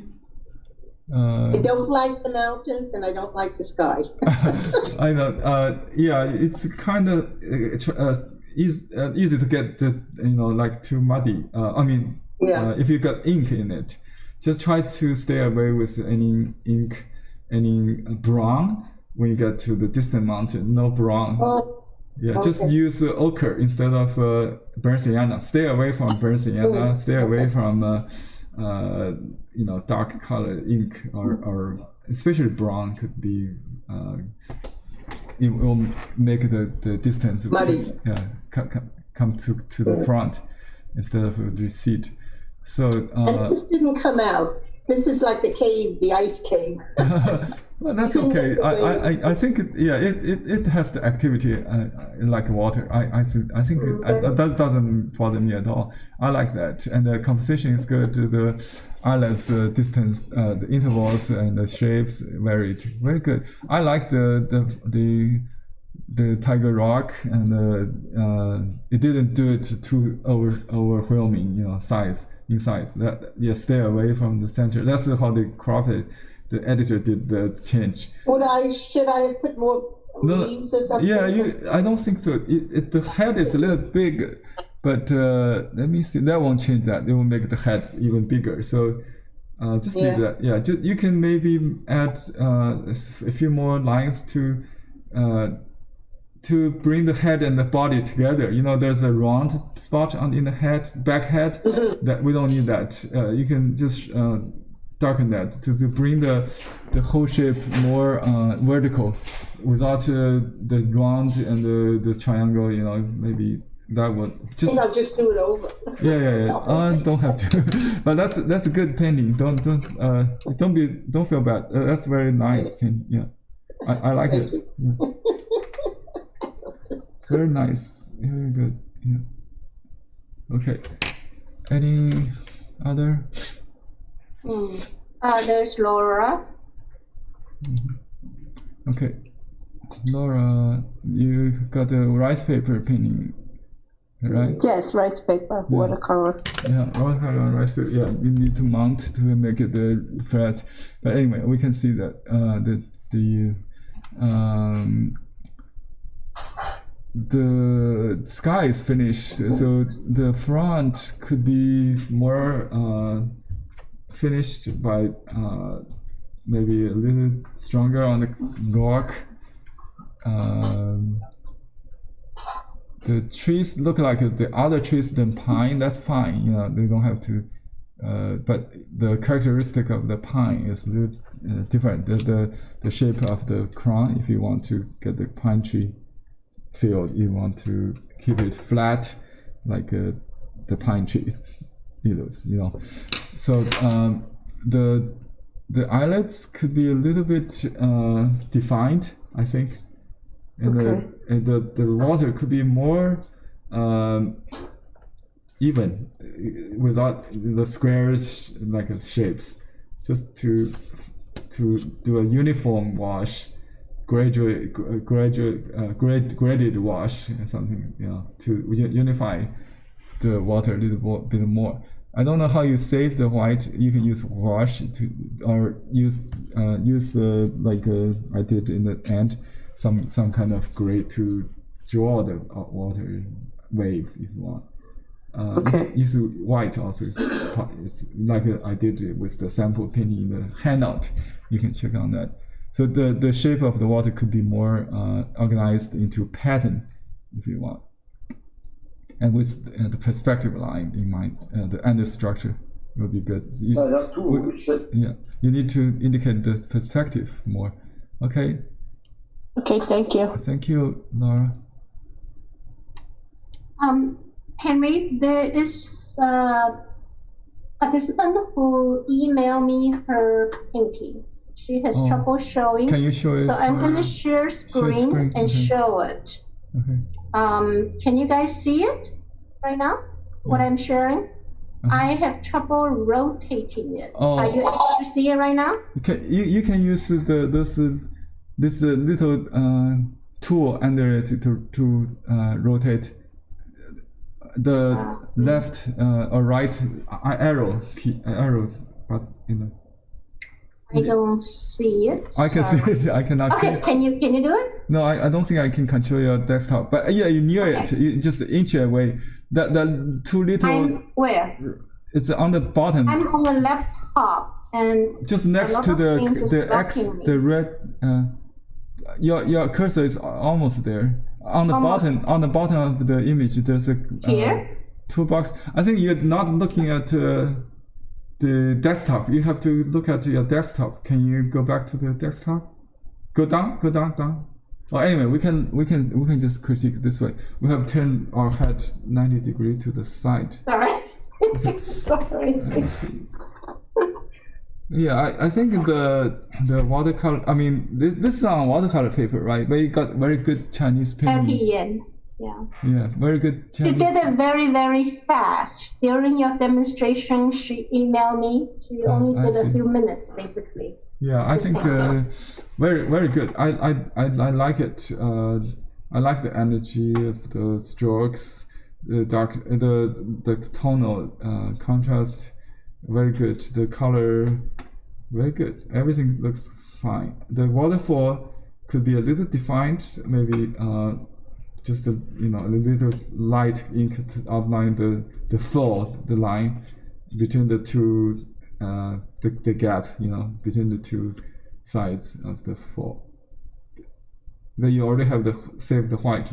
That's already there. But maybe just a little wash above the water line. Above to squeeze out just a little like horizontal river above the water would also help to define the fall. So just the little details like that. I do like the sky a lot with all the color variations, and you have the highlight on the rock with the oranges and purple color, beautiful against the sky, and also nice blues. Very good, beautiful. Who's the author? Betty Yan. Betty Yan. Oh, very good. Very good. All right. So now I think that's probably it. 3:49 already. Okay.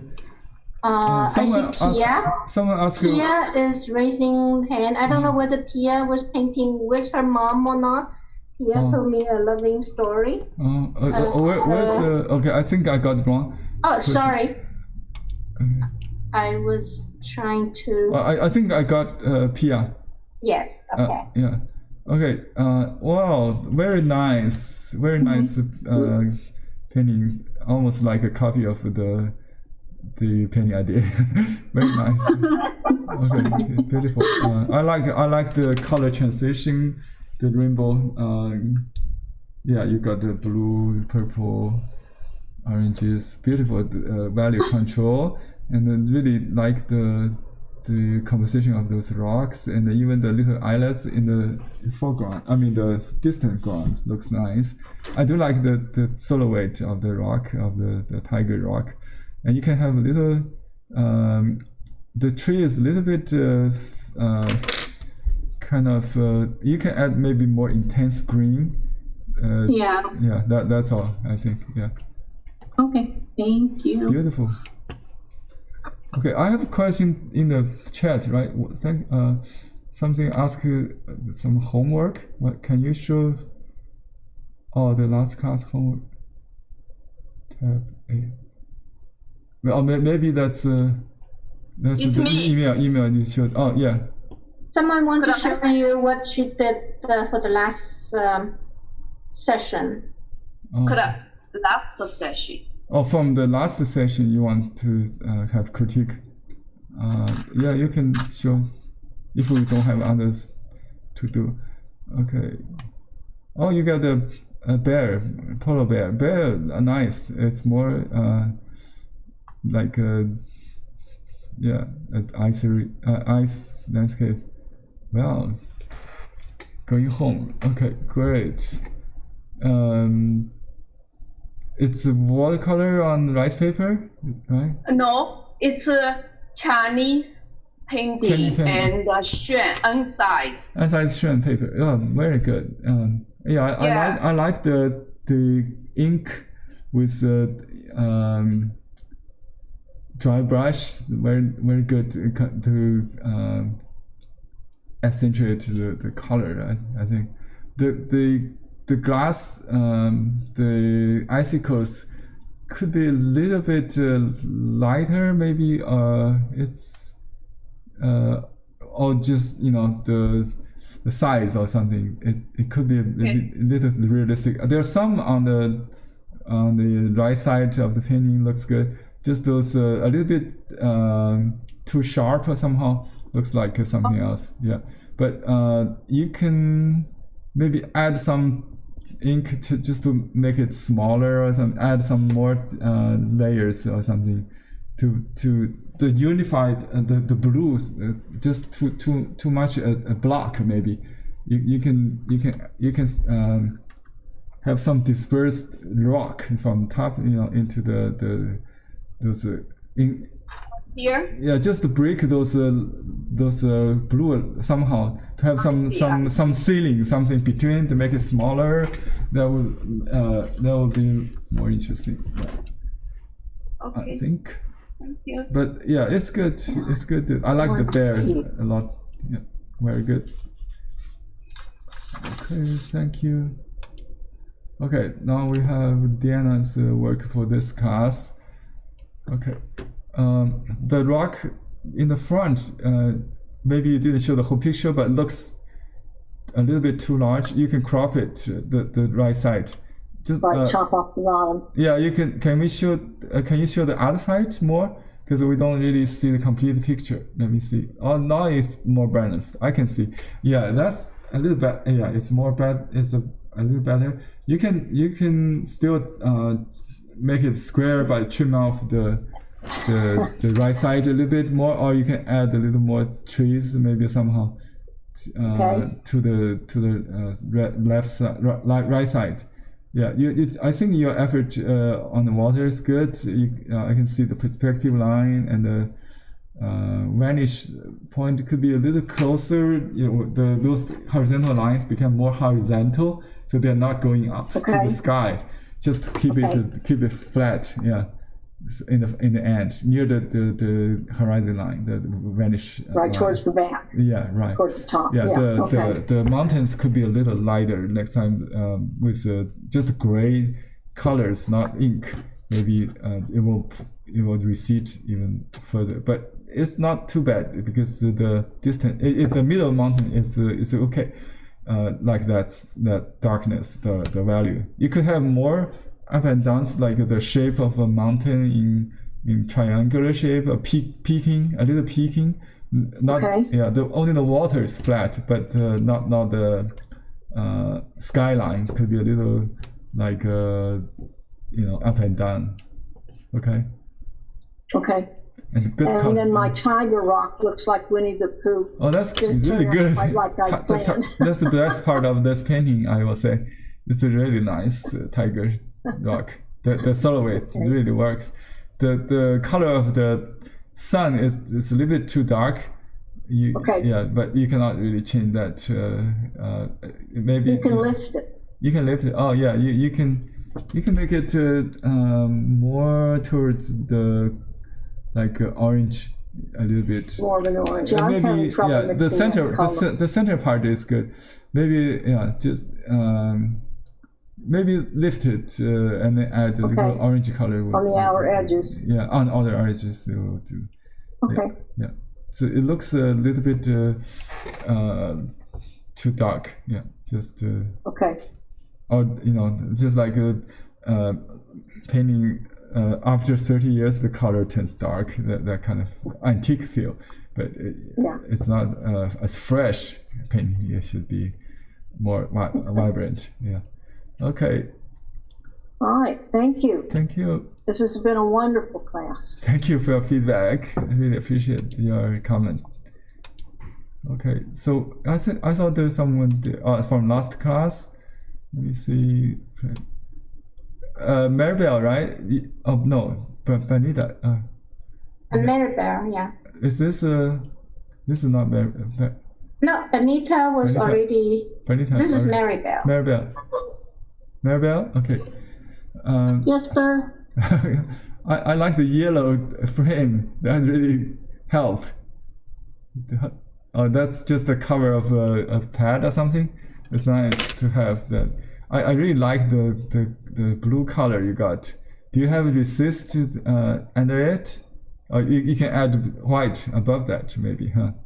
So you can add a little wave texture later. But this lake or ocean blue really nice. I like that. I used the cobalt blue turquoise. Oh yeah, the blue turquoise. That's what I got. Turquoise. Yeah, I really like the mist in the distance. Your painting usually. I see your copies of the rest of the calendar. It's a little bit muddy, but this one is not.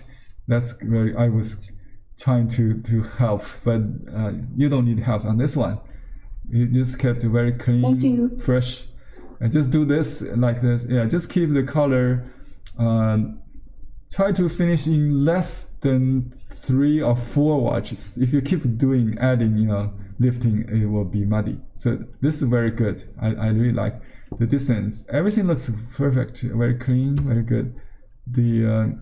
Just to finish the water wave will be it. Okay, very good. Thank you, Henry. Thank you, Maribel. See you next class. It will be your field, right? Gombi.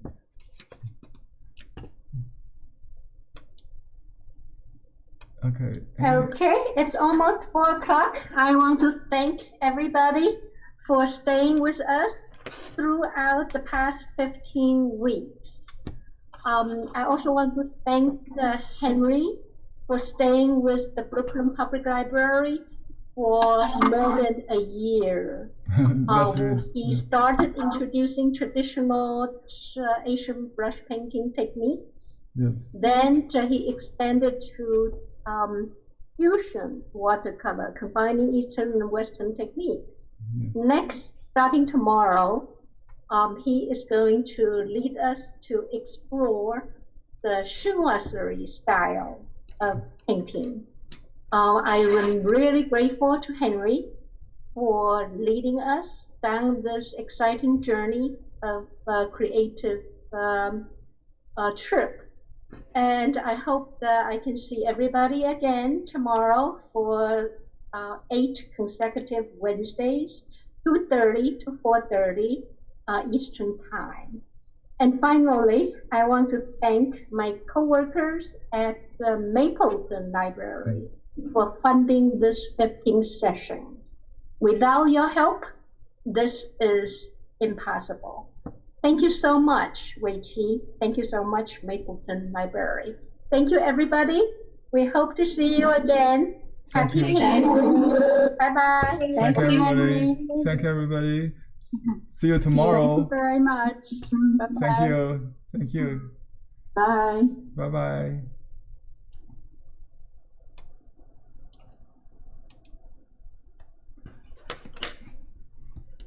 We'll see everybody on YouTube again tomorrow. If you check the description of this video, you will see the registration is still open. So you have chance to join the live class to get your painting in the air to share with us. Okay.